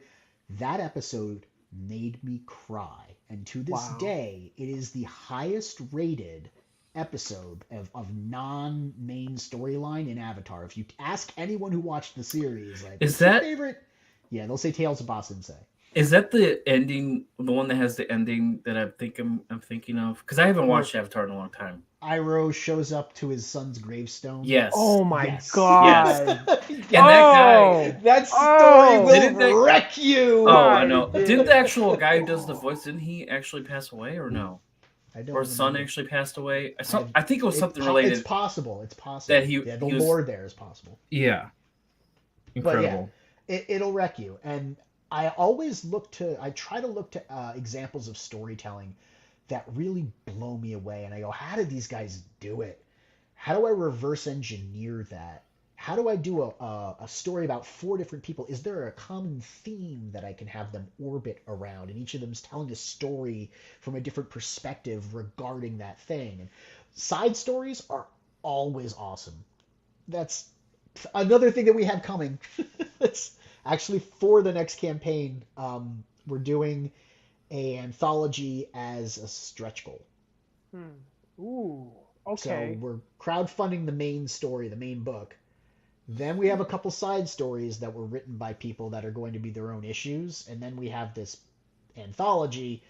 And every time we hit a stretch goal, a new story from a new team that is currently working on their story will be added, so they'll all be done before we go to the campaign. And once again, I'm talking about myself, and we should be talking about you. So tell me about these additional stories of yours.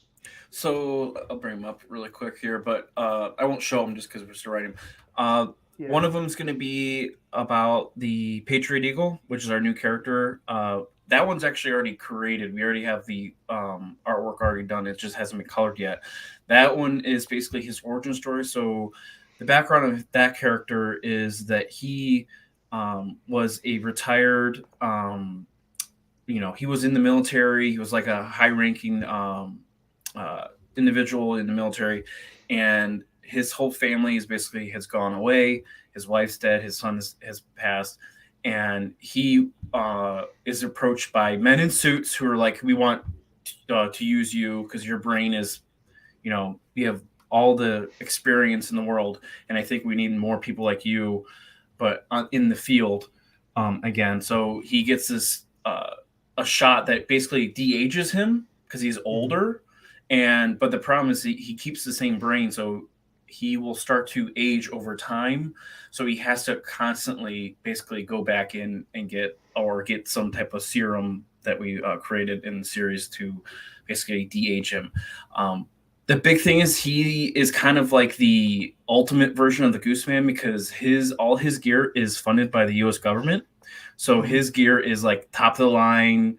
The big gag is they get into his basically his home base and they're like looking at all the gadgets and he's like, "Yeah, man, I don't even know what this does. It's just they just keep bringing this stuff in here."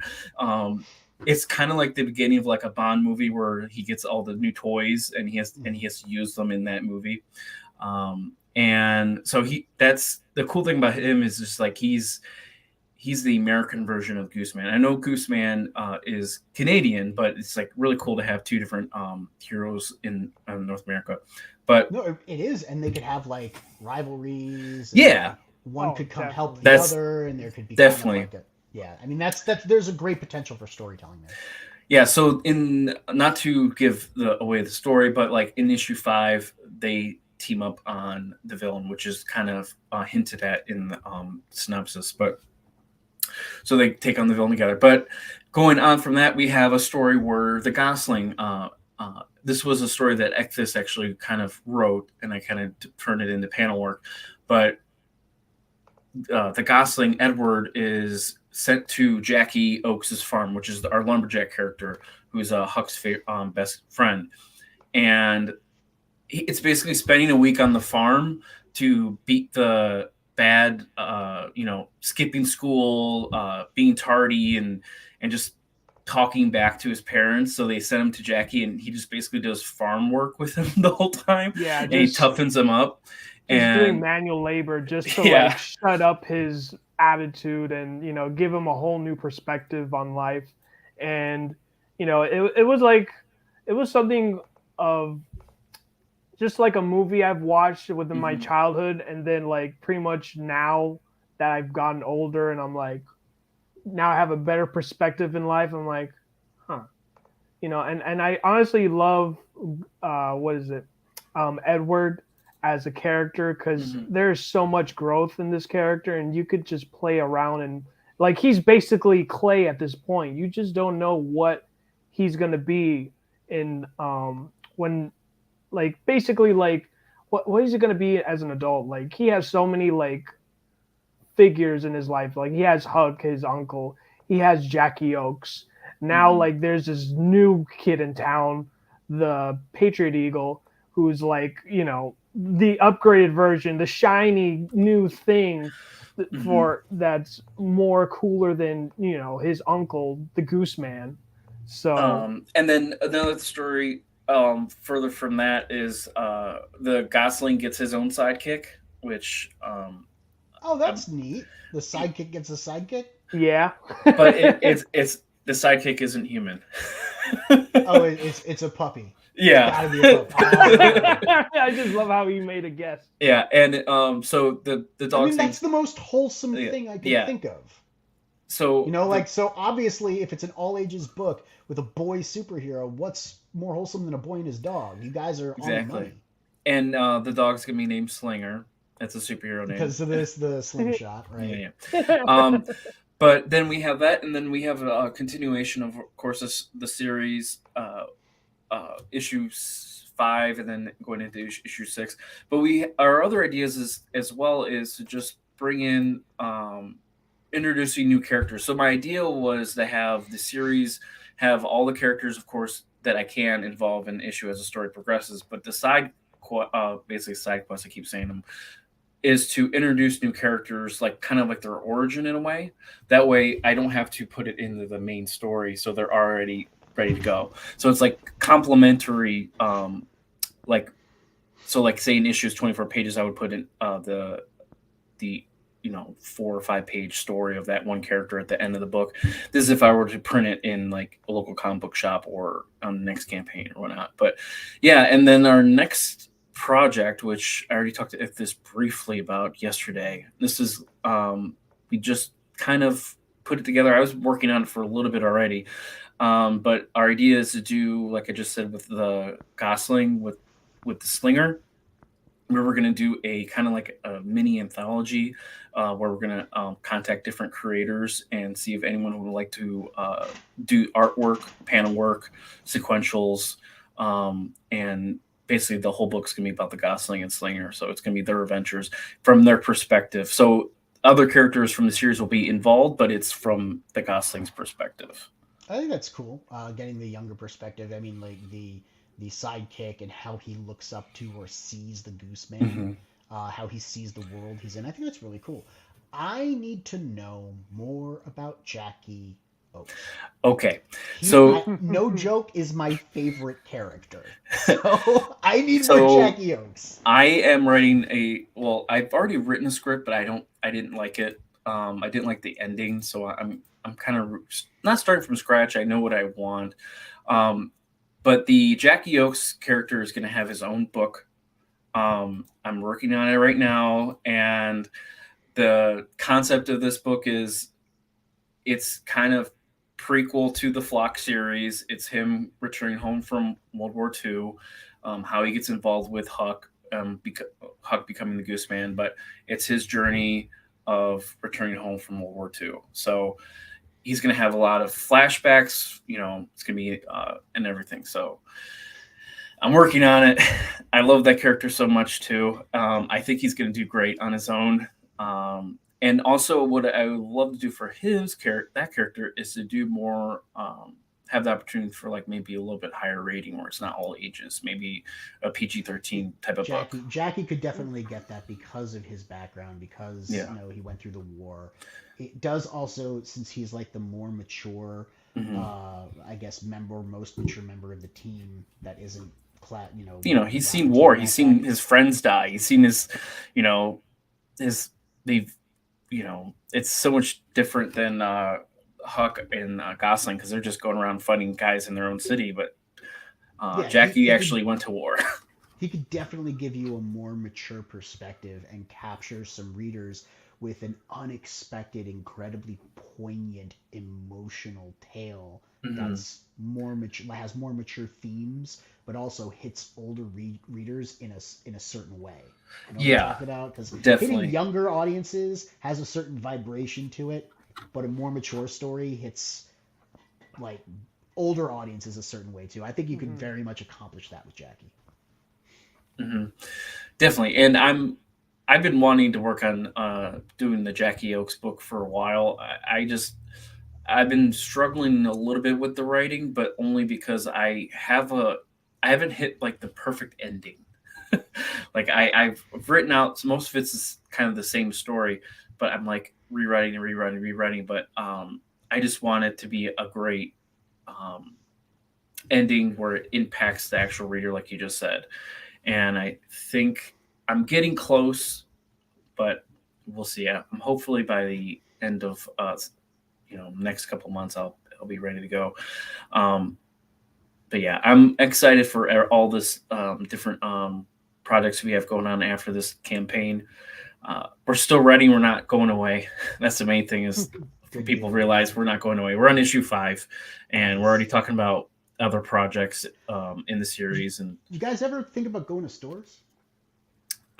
so yes, so I actually contacted Ben Dunn at Antarctic Press, Nice. and I'm not going to say yes or no, but I really like exciting comics. That's all I'm going to say. I really like exciting comics. I think the Flock could succeed with Scholastic. I know, me too. Yeah, definitely. Scholastic has the largest market share right now Mhm. out of everybody. Like And they're they're in beating Marvel schools, and too. DC combined. So, for the sake of exposure and proliferation into the hands of kids in schools with an all ages book that is a wholesome, positive message like this at a time where our country is going through what it is, Yeah. I think you need. As much as I love Ben and Antarctic and their support of creators like Tyler and Larry and Nick, I'm thrilled that those guys are getting into comic shops. I think book fairs at schools is something that the Flock might want to pursue. And I think Mhm. out of everybody's IPs, yours might have the best chance to hit a milestone for that. Yeah. Because they're not easy to get into. No, Scholastic and they have barriers to entry. They have a lot of I've criteria you have to check, a lot of boxes. So yeah, at the very least, look into it.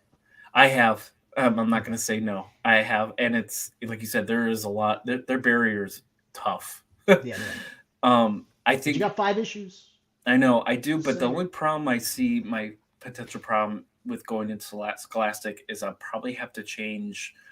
Um, I think couple of the issues only because there is a little bit of violence that I don't know if they're going to approve of that because they're Scholastic lets you have it's not a you only must have happy bunny fluffy happy yeah party time, like Mhm. yeah there are books that like the graphic novels that they have violence. There are yeah even some that are aimed more towards older audiences. The all ages thing is the fact that you can capture the younger hmm crowd that is into Scholastic. I don't know, it's not my book. I'm not saying anything no negative. I appreciate it, man. Yeah, no, thanks, Jeff. No Uh, problem. let's look at the chat real quick. Um, I'm so neglectful today. Let me see, but we've been talking a lot. That's the good thing. So we're going back with Mrs. H. Okay, so what she was talking about earlier was like a promotion thing, something that Tyler and Nick did, a thing where you, oh, like when you backed other, oh, okay, when you backed the others tier, like basically, like let's say if like I backed your campaign, Scott, and then I backed Mrs. H campaign, then you guys have they have an exclusive was a digital comic of a crossover, hmm and just to prove and just show your was it your backer number, and then they'll give you the crossover comic. Yeah, when you're fulfilling, you Hmm. guys will have your CVCs, right? hmm So Yeah. you literally just go down the list. Hex Allen and I did that with our campaigns Nephilim Squadron and Mavericks. And there's a print in everybody's box, which is the 3 Nephilim Squadron fighters flying over the hmm Mavericks group. And that was done for people who backed both campaigns. nice, Awesome, man. incredible. We got Gingerton say, Hey, "Hey boys, Ginge! can't stay hanging out with the old battle axe, but I just wanted to say congrats and see you guys in a few weeks." Yeah, we're gonna Yeah be going on their channel, getting interviewed. I believe it's gonna be on a Thursday. Like it's already been placed, date, and everything. Like I even put on my newsletter for people that haven't signed up. you might know which day or time it is. Ginge and Pedro were great, man. I'm super happy that those guys hooked up and have been doing really cool stuff together. Pedro's a nice dude to have around. He really is. And Ginge is a really awesome guy too. I mean, I remember when they were like, converging. Let's see. He's not going to.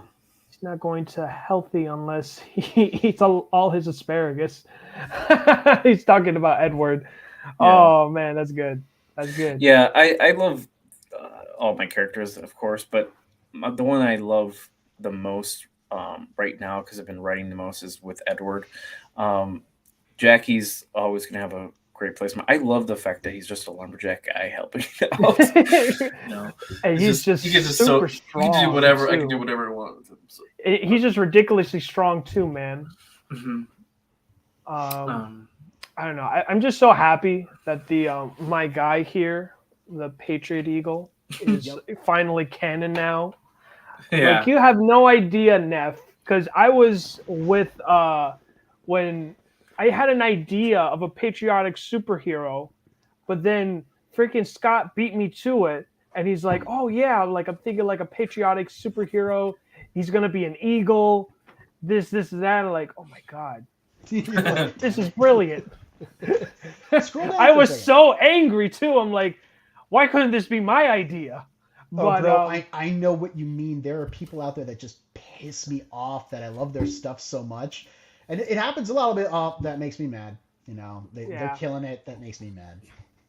Even the new characters, like the new characters that he thought up of, I'm like, so angry. But I just want to do the concept art now because I'm just so like I did some concept art for the Patriot Eagle. Like we did like headshots and everything, how the helmet and the outfit, all that stuff, all the stuff. Like I even still have it in the file and everything. But yeah, man, it was just a fun process, and just seeing like Gino's like art style and how he interpreted it, I was like, it's finally reality. This page. Scroll down. Yeah. Who is the character standing by the book? Standing by the book? Yeah. That's the Patriot Eagle. That's a concept drawing by Ichthus. Have you guys ever considered action figures? Yeah, I have. They're expensive to start off with. Yeah. But I don't want to say anything because I don't want to be held to any expectations. But it's entirely possible that I'm in the middle of engineering and sculpting a line of figures for stuff that I'm working on. Wow. And once you have an engineered design, like the articulation for the joints, the different ways that it goes together, any sculptor can sculpt parts that go basically on top of that engineered system. And that's not that expensive. That you literally just give them turnarounds, like kind of like what you got there, maybe a little bit more thorough with the different pieces, right? And they just put it into ZBrush. They sculpt out the form, the figure, and you can produce them. So I think that right there is a heck of a winning looking action figure, and I would love to see him and a Goose Man.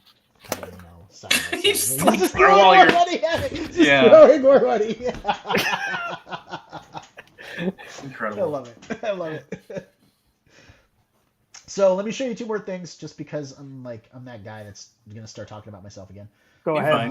Here we go. I'm gonna show you. I'm gonna share with you my entire window. All right. Let me pick up my money. But Mrs. H just said more Jackie. Yes, I know. It's her favorite character, and I know. I'm working on it. We need more Patriot Eagle. I'm not gonna be biased here, especially the guy wearing a shirt. Design, man. He's a great design. I love the helmet. Especially there's something about the way that it comes to a point over his nose that's incredibly aesthetically pleasing, with the little wings here too. Really feels Captain America-ish. I love the star, everything about that outfit is appealing. Thank you. It's a great design, and he's a wonderful friend / rival for the Flock. I could really see that being a lot of fun to write.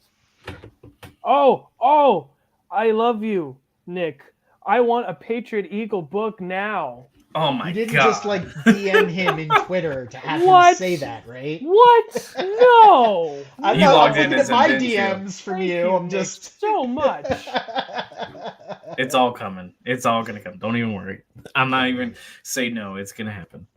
So Mavericks isn't really coming out until 2024, though.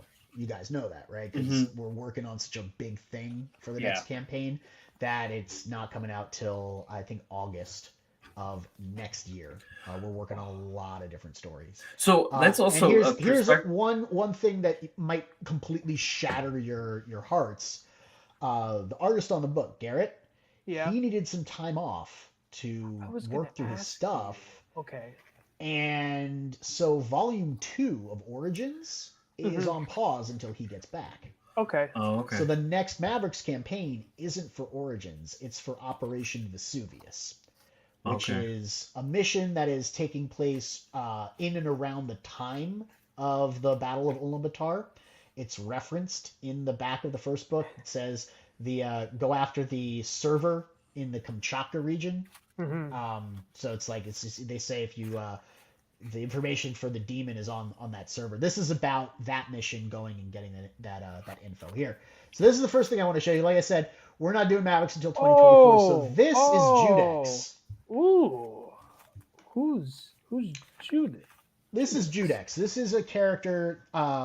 He's an old 1914 character that was released into public domain, and Michael Oden wrote a short story that he sent to me, and I was like, this needs to be a comic.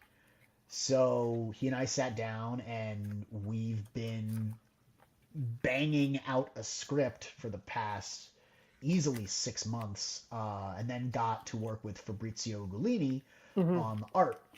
This is the teaser page with like the little QR code. QR code. Here's the pre-launch campaign for Judex. Drop the link. That's the top of the cover. Let's just drop the link right now. And we'll share it. Want me to drop the link? I'll drop the link, man. I'm doing it. Oh my goodness! Don't. Hold on. No peer pressure. Oh, we're seeing millions of me.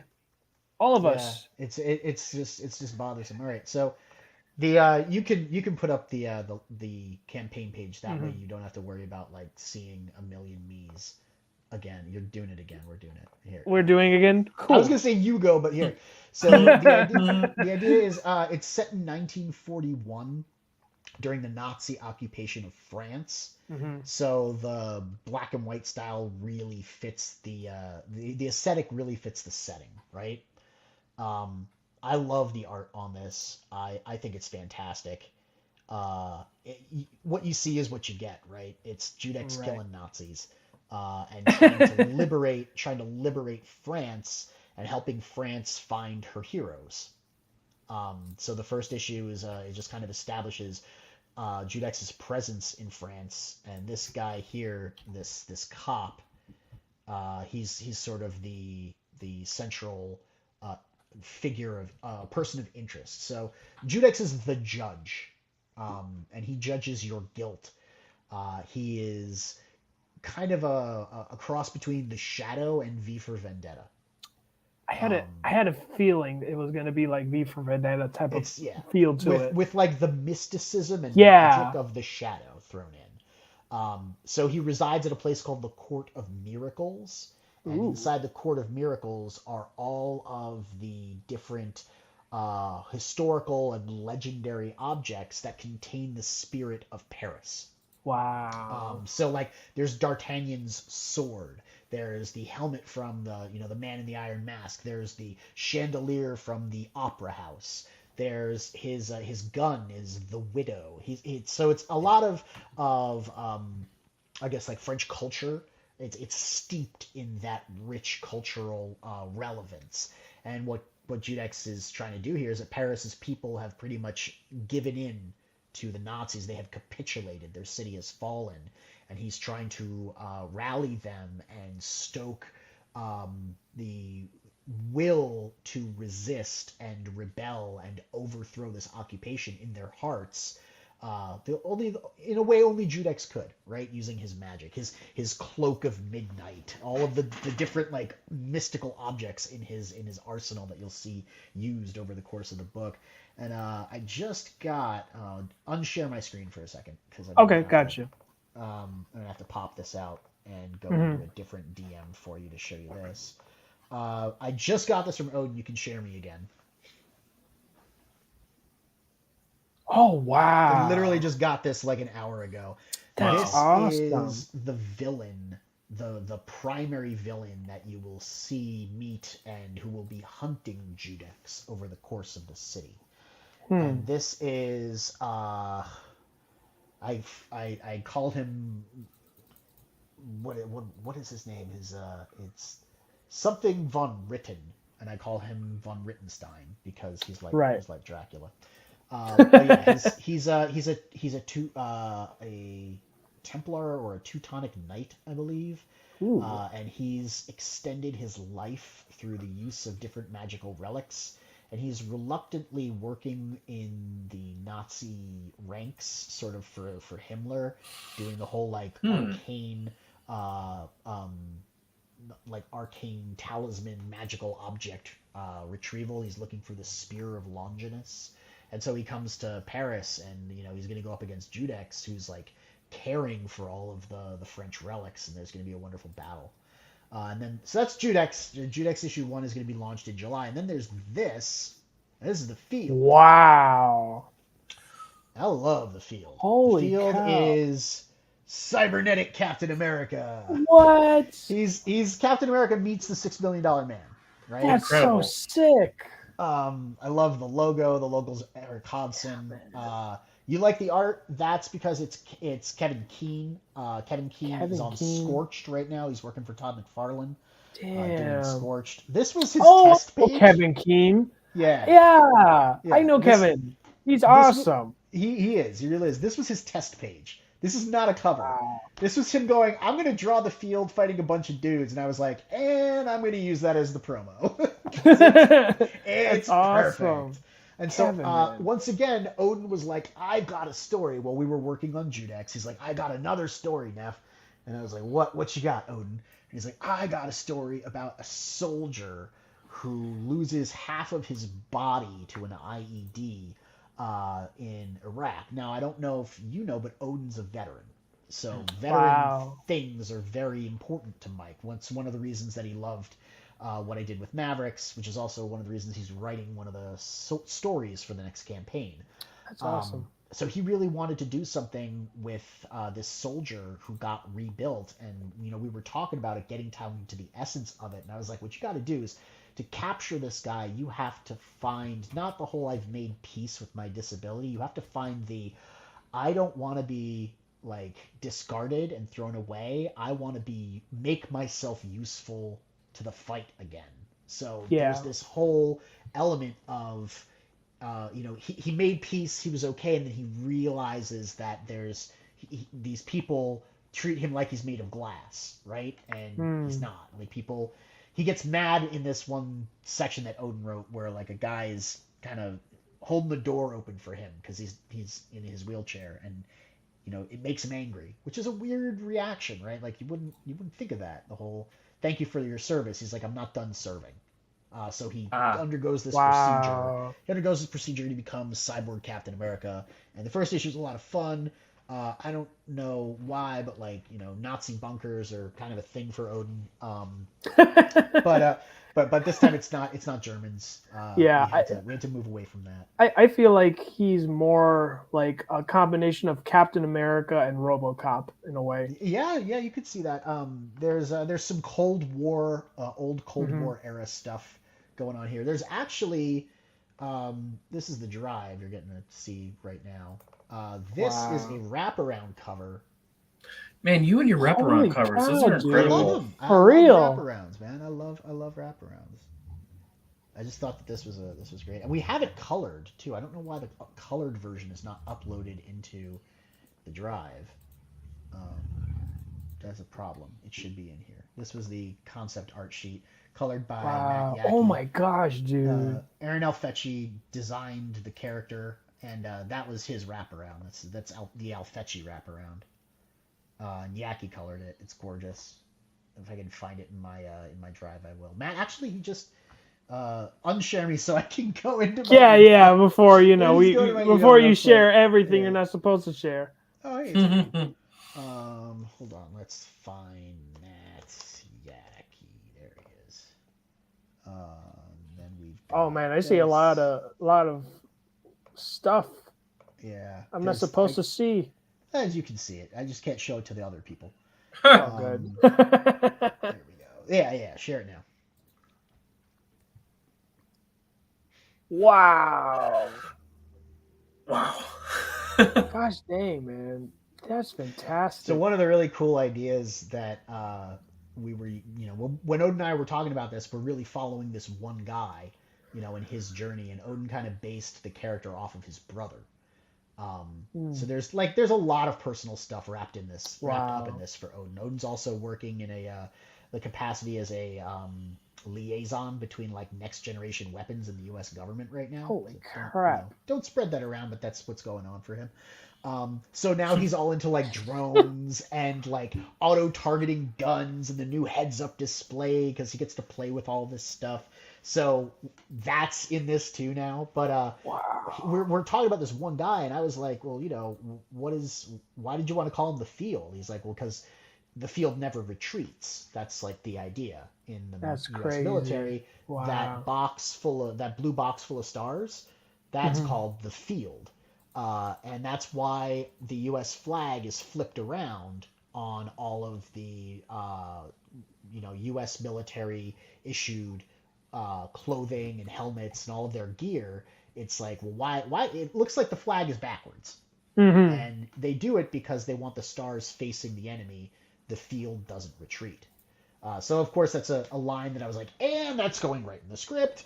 Because you can't have the Field doesn't retreat. You can't not have that in the script, right? That's perfect. But then I was like, well, what if the Field really was like a harbinger for the Field? What if this weapons program, this enhancement program, is really more than just about one guy? What if it's about the Field? And there was a really cool moment where it just kind of came into focus of we're not telling the story for one person. We're going to follow one guy's journey, but it's going to end at a destination with a lot more people participating. So yeah, definitely. I'll showcase some behind the scenes of like early concepts of the Patriot Eagle, if it's cool with you. Yeah. All right. So I'm going to show off when we were doing the head concepts. Let's see. Perfect. So this is the first concept I did. So my influence was Wolverine's mask. So I was like, what if Wolverine's like, long ears could be wings? Or like feathers or wings. Yeah, like feathers or wings. So I did that. So I made like 5 concepts of it. And I'm like, okay, let's try. And then I look into the Blue Falcon when the Scooby-Doo movie came out, like the most recent one. And I love the new redesign of the Blue Falcon. So I really went crazy on like just like the freaking helmet, just blew those the proportions beak forward. Yeah, man, just blow it up. I won't show off like I wonder if I still, because the only thing I'm scared of is some potential spoilers of maybe some some cool upgrades you might get. But yeah, we got like, I think like I even played around with like logos, like a hidden E for the wings, all that stuff. That's great. So I love that, like the thoughtfulness behind that. Yeah, man. Let me see. Let me just unshare it really quick, and then I'll make the judgment call. Yeah, because I don't want to lose my job. While real time in live stream. You're just doxing yourself, right? I did not dox myself. I just doxed my job. I dox myself all the time. I've given up trying to have privacy. I gave up having privacy.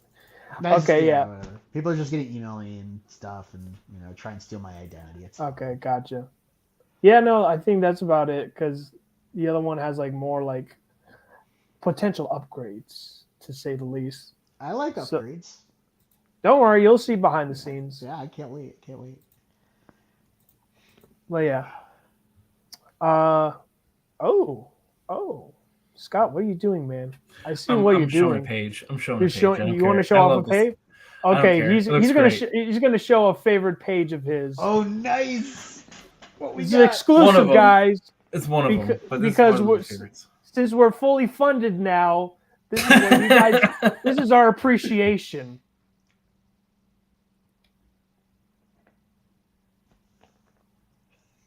I love it. Who's the weird looking dude? That's the most recent villain. His name is called his villain name is the Jugular. The jugular, because he goes for the jugular and he juggles things. Yeah. Yeah, pretty much. I mean, like, you guys are right on the money. It's like you look at it and that's what you see. Mhm. You're giving us exactly, like, it's not hard to decode, right? I really appreciate that. Kids are gonna dig it because it makes sense. It's one of the things that's in comics. Some people who are doing it don't know how to make it make sense. You know what I mean? Like, they'll do a thing and you're like, but I don't understand that. Why? Can you explain it? And they can't. So, looking at your stuff, it's very straightforward. It makes a lot of sense. Here's another page. All right. This one was fun. It was a fun challenge, but I'm gonna thank Pokemon for this, and you'll know why.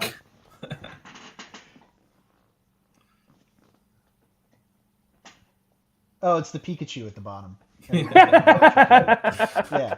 Yeah. Where did he come from? Whose idea was this? Mine. I mean, of course, but Of course. why a juggling villain? Why not? I haven't seen one. It's like, why the hell not, man? It's not even a question Have of you ever seen a street juggler?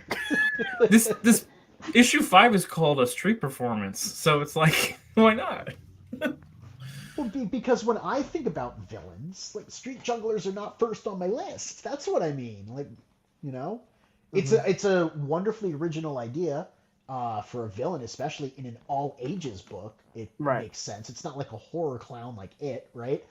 But like I said, like, you wouldn't imagine a street juggler or like a street magician to be the bad guy. So where did it come from? Yeah. Mm-hmm. Most definitely. Not a rhetorical question, Scott. I love leaving things up to the people to figure out. You're afraid of jugglers and you hate midgets. With mustaches. You know what's funny is when Gino first sent me the concept drawing of this character, he gave me him a top hat. I'm like, oh, okay, make it bigger. Then the next one, I'm like, no, make it bigger. He's like, no, what do you mean? Make it as tall as he is. And then he's like, all right. And then he did that. So he's like the Mad Hatter with that hat. Yeah. Reminds me of those old, like, they were popular a while back. Do you remember, like, the really big shroom hats that everyone had on, like, their stoner cartoon stuff? Those really big shroom hats. Definitely. And the funny thing is, every time I see this character, I'm like, I when I was writing it and as the pages were coming in, I have like Danny DeVito vibes of like what the character, his like personality is. So it's like I was. So anyway, I started juggling. Yeah. Well, I was watching Always Sunny in Philadelphia as I'm like creating. I always have TV on in the background, but like it was on. Like, man, this is just perfect. But yeah, I'm what excited. about the one where he's the wrestler? I'm the trash man. Yeah, that's the best. Definitely played a part in this subliminally. Yeah.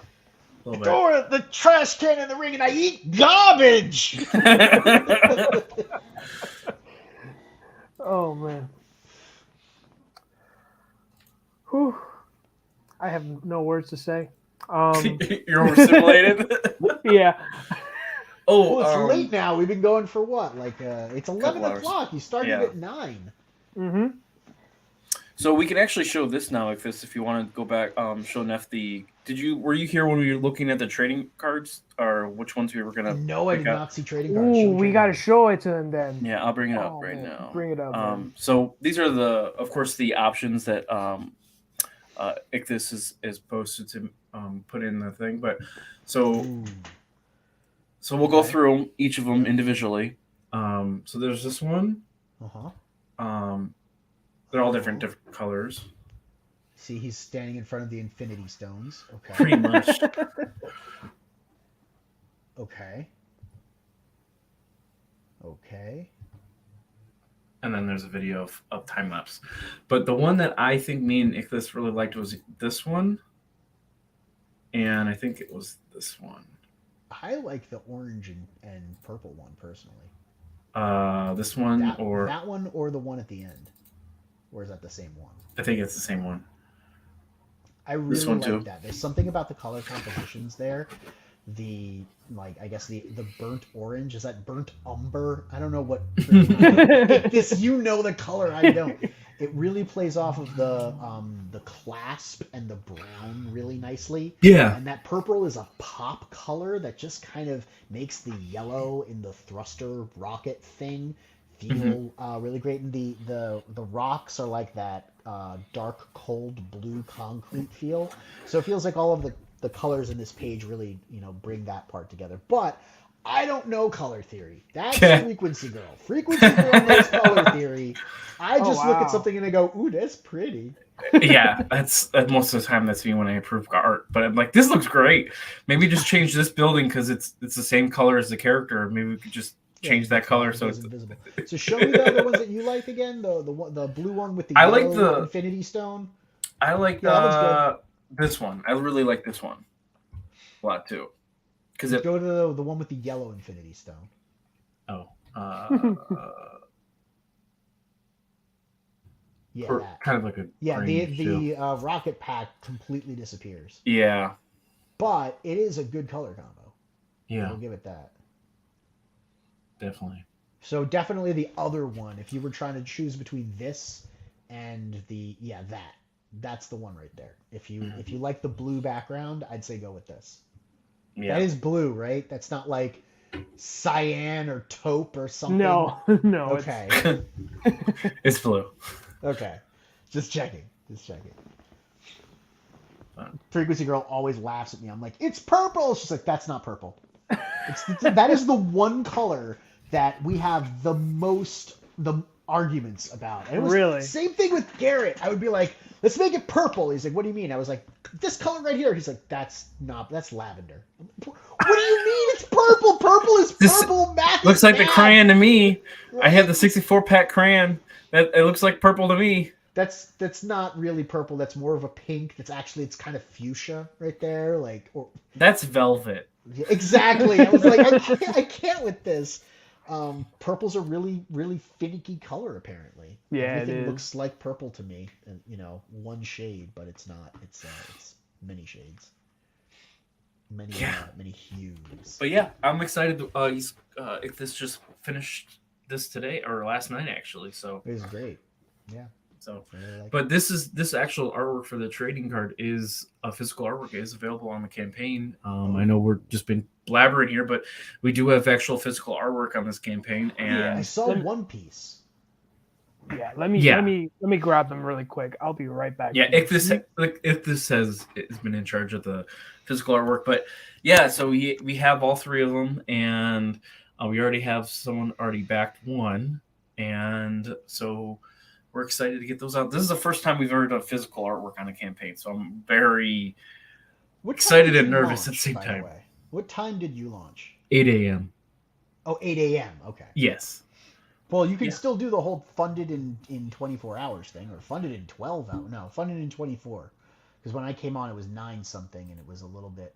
That's after 12 hours. You can still put funded in 24 hours on the campaign. That's a cool thing to have. Well, yeah, and also funded in what was it? What, 14 hours? Yeah, you can put that on it too. Yeah. Yeah. I know it's usually funded in 5 minutes, funded in an hour, funded in 12 hours or funded in 24, but All right, dude. definitely like put the actual amount of time on there. What do you got? We got some physical art right here. Oh, there it is. Nice. This is the one I colored, which is the Gooseman, done by Steven Sanchez. Fantastic artist. And, you know, everyone's all-time favorite in this panel, Jackie. Jackie. Hell yeah. Such an awesome pose. It really is. So dynamic. Really good. No, Man, wait till you. I'm sorry, Ictus, but that hair, bro. I feel so bad. I feel so bad saying it, but like, bruh, I feel so bad. I know, man. It's off brand. I'm growing it out. I'm gonna grow it out, and You I'm gotta gonna grow it out again. You know, like I got it, man. have I know a you guys. hat on or something, man. Just keep that shit quiet. God, now I gotta like. Can I at least You show look- the last you one before remind like me you of- rudely interrupted me? You remind me of me in the 90s. Oh man, I had that's like such this, an honor. I had this mop of hair that would like flop to both sides of my head. Uh huh. You do have the nice like, you know, loopy curl in the front. Yeah. No, I got wavy hair. So back to the last physical artwork we were talking about earlier. We got the Gosling, and I honestly, out of all, the Gosling has a much more fun dynamic pose. Yeah, and he's got the foreshortening going on. Yeah, and Steven loved, like, was his favorite character to draw because they had such a fun dynamic pose. So, yeah, man. Honestly, guys, you should stop falling asleep on this freaking thing because we got good physical artwork, and they are potentially trading cards, as you all see here. All right. Now, while I'm gone, I'm going to look for a hat because some people just don't like seeing hair, apparently. Bruh, look. What do you? I always have. Let me see your hair. Let me see your hair, Okay, Neff. all right. Oh man. All right. All right. You happy? Let's You solo happy? you, You happy? bro. Bro, I'm jealous. I am jealous. It's straight freaking hair. It's not actually that straight. It does curly, wavy up. It's just wet. Mhm. Cause see, it does this. All right, it does the See, whole like like Superman. loop. But yeah, I had to hop in the shower before I came on the stream because Gotcha. I was filthy. Uh-huh. There's the Mrs. H, my boy. Jackie. The new hair looks like like a time machine. Yeah. All right, I'll be right back and find my Dude, favorite you don't beanie. actually need a hat. I'm Shush, messing with you. shush, Neff, shush. The people We could have be said. brothers if you wear a hat. I mean, we necessarily are roommates. I mean, I'm We're like in a the door same away house. from you.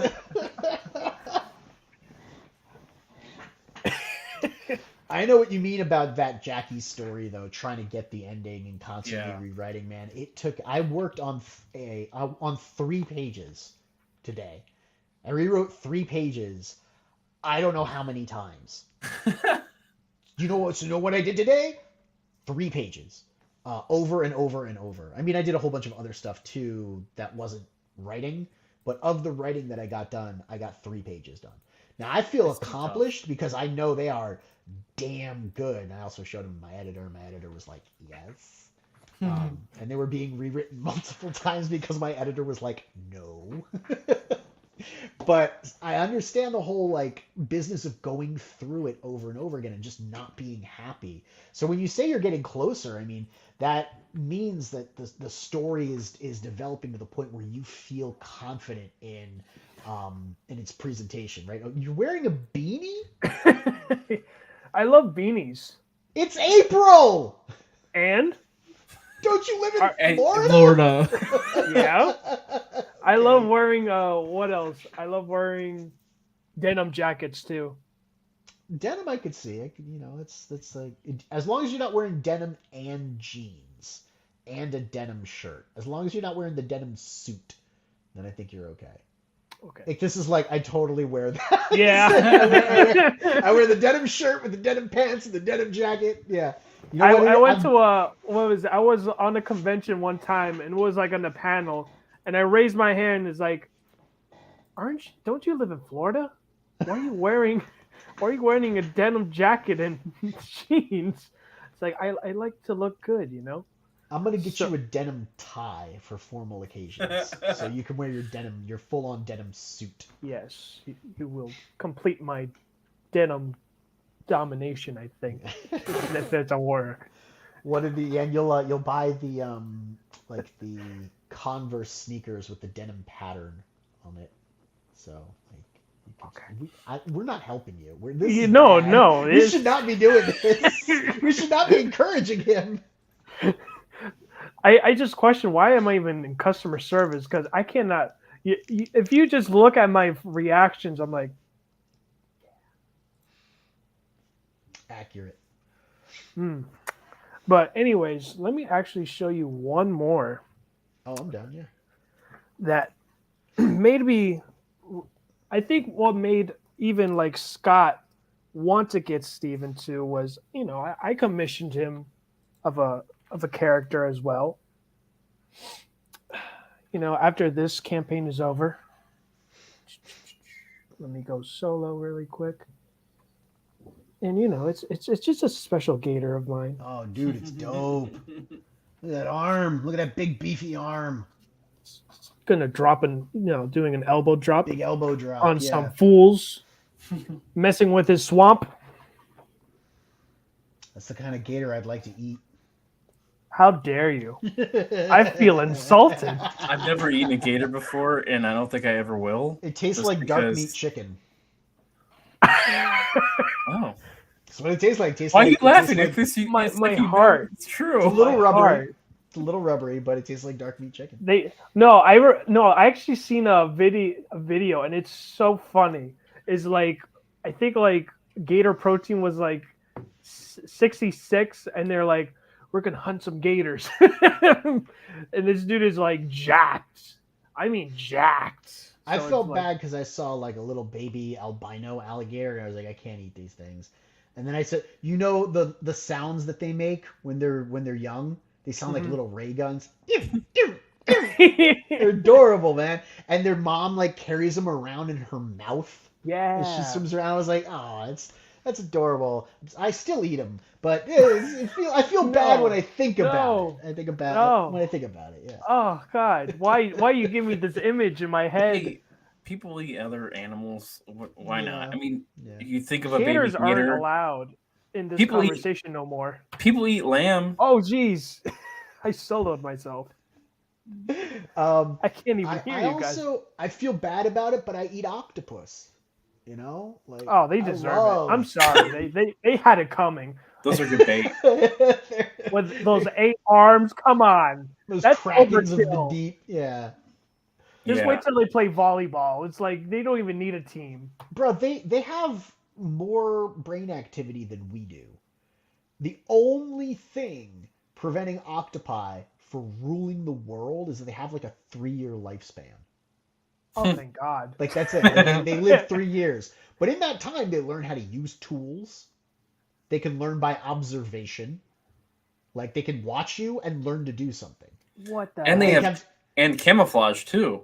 They have literally active can. camouflage. They have What? textural camouflage. They can like squeeze through all these tiny openings. As long as they can fit their little beak through, they can go through it. Like they have no bones. It's like terrifying what octopi would be capable of if we let them live for like 70 years.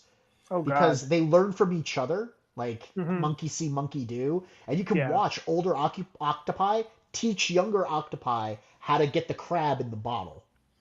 And it's Wow. terrifying. There's a Wow. wonderful story. I always recount this story. I forget what aquarium it was. I don't know if it was like the San Francisco Zoo or which aquarium. But you can look it Mhm. up. And there was a active reef. So there's like the octopus garden, and then there's the reef with all of like the indigenous ocean life, right? And they had sharks. Not great whites or anything, because those don't thrive in captivity. But they Yeah. had like regular sharks. I don't know what a regular shark is. But they put the octopus in and they introduced these sharks. And then a couple of weeks later, they started finding dead sharks. And Wow. the zookeeper's like, what's going on here? Like they've been bitten, you know, like so they thought the sharks were killing each other, and that wasn't the case. So they watched the security tape, right? They set up security tape, and what would happen is the shark would come too close to the octopus garden, which is all of like the ocean plants, you know, that grow up and the octopus hide inside. And these things would like go into the octopus garden, and suddenly they'd come out, and the octopus would be like grappling them. I found it. You found it? Oh yeah, this is fucking. Oh yes! Insane. Oh, I'm sharing it right now. Oh man. So what happens is sharks have to stay moving. They have to keep moving. They have to keep water going over their gills. This was videotaped with an iPhone 1. Sorry. It's like it's ancient. It's ancient Yeah. video. So what happens? The octopus would grapple the shark and pin its gills shut. Oh, So it would suffocate, and then it would like fade back into the octopus garden, yo. And these dead sharks would float away, and the other sharks would, you know, they'd eat them or take bites out of them, whatever. So Yeah. the staff, the whatchamacallit, the aquarium staff all thought it was the sharks killing each other. The octopus was getting away with it. Oh He was my murking God. the sharks and Wow. having the other sharks eat the dead sharks. So he had them all thinking like, yo, they're devious. He figured out how Wow. to murk a shark and then blame all the other sharks for it. It was messed up, man. That is Messed crazy. up. Love it. Wow. Man, that's nature, man. Right? Good night, Gracie. That's insane. Yeah, but I still eat those motherfuckers. I love them. I love octopi. I think they're the coolest things ever, and I still eat them. Oh man. I don't eat people, not yet. We're not to that point in society where we have to consider eating our friends because, you know, the world's going to hell. I don't think we'll ever actually get there. I think it's time to end the stream right here, guys. Yeah. We can start talking about capitalism. There's your next book right there. Captain Capitalism. Cannibalism. Or cannibalism, whichever one we can go for. Capitalist cannibal. Yeah, we could make a supervillain. Yeah. Can he be like Gordon Ramsay? He's got a chain of like really famous restaurants. He's like a 5-star celebrity chef, but he's also secretly a cannibal. Yeah. Yeah. It's a lamb chop. Oh snap! Yeah. Well, of course, you know, He backstory. would actually really eat idiot sandwiches. Wow. Wow, that got dark real quick. We said Gordon Ramsay. I just tried to make the association. Yeah. He puts the bread on her head. And he says, "What are you?" And she goes, "An idiot sandwich." Oh, Dark. he's so wonderful. Dark I love him. chefs. Dark chefs. Yeah, dark chefs. Let me see. So, anyways, dudes, I think it's a good time to end the stream here. I mean, we've been on for like 2 Yeah. hours and almost 30 We're minutes. funded. Yeah, I mean, we're literally funded. So thank Yeah, you guys so you're much. fun to go to bed. Yeah, right. We funded under a day, guys. So, you know, but we're going to keep on pushing. Oh yeah, definitely. And if we could get you on the show, that would be great too. So we could get you some more eyes on the book. Yeah, no, definitely. Just let us know what would be the best time and day for you. Yep.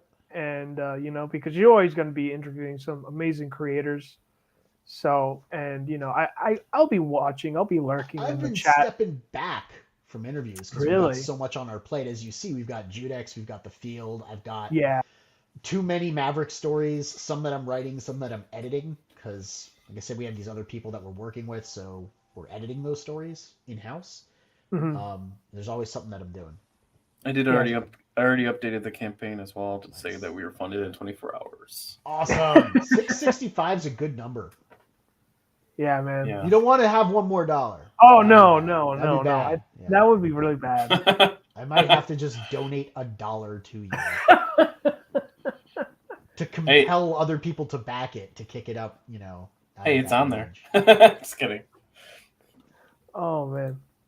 Dude, my YouTube's gonna be all weird now that I looked up that video of the octopus eating the shark. I'm so scared now. You're gonna have weird recommendations now in the algorithm. Yep. Octopi murders. Octopi murders. All right, guys, and we're gonna share our good buddy Neff here. Thanks for hanging out with us, Neff. Man, I anytime. really Thank you for do having me. appreciate it. So let's actually show off his channel, Global Frequency Studios. Okay, dudes, and there's also a global frequency from a train as well in the background. But besides that, like, you got you got new content too. You got a new series called Rebel Frequencies. Yeah, Can you I do explain that what's with- going on there?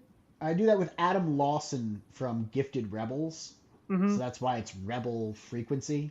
Get Ooh, it? It's Gifted okay. Rebels and Global Frequency. And we take a look at books, predominantly indie titles from Okay. non-corporate, corporate-owned comic books. So we'll review stuff by like Boom or Mad Cave, which is the last one that we did, or Dynamite, but primarily even smaller indie publishers, and also crowdfunding and self-published books. So each episode we go into like 2 or 3 books that we read recently. We'll also talk about the stuff that's on the stands that we're picking up or make recommendations. And I've been told that I have to get these things down to 15 minutes so we can upload them to Pop XP. And I have an impossible time because Adam and I, whenever we get on stream, we talk for like an hour together. And these are all pre-recorded, and I have to edit Right. them down. And I can't get them below half an hour, man. It's impossible. That's crazy, man. Yeah, Yeah. no, That man. one's 40 something minutes. Forget it. Bad at this.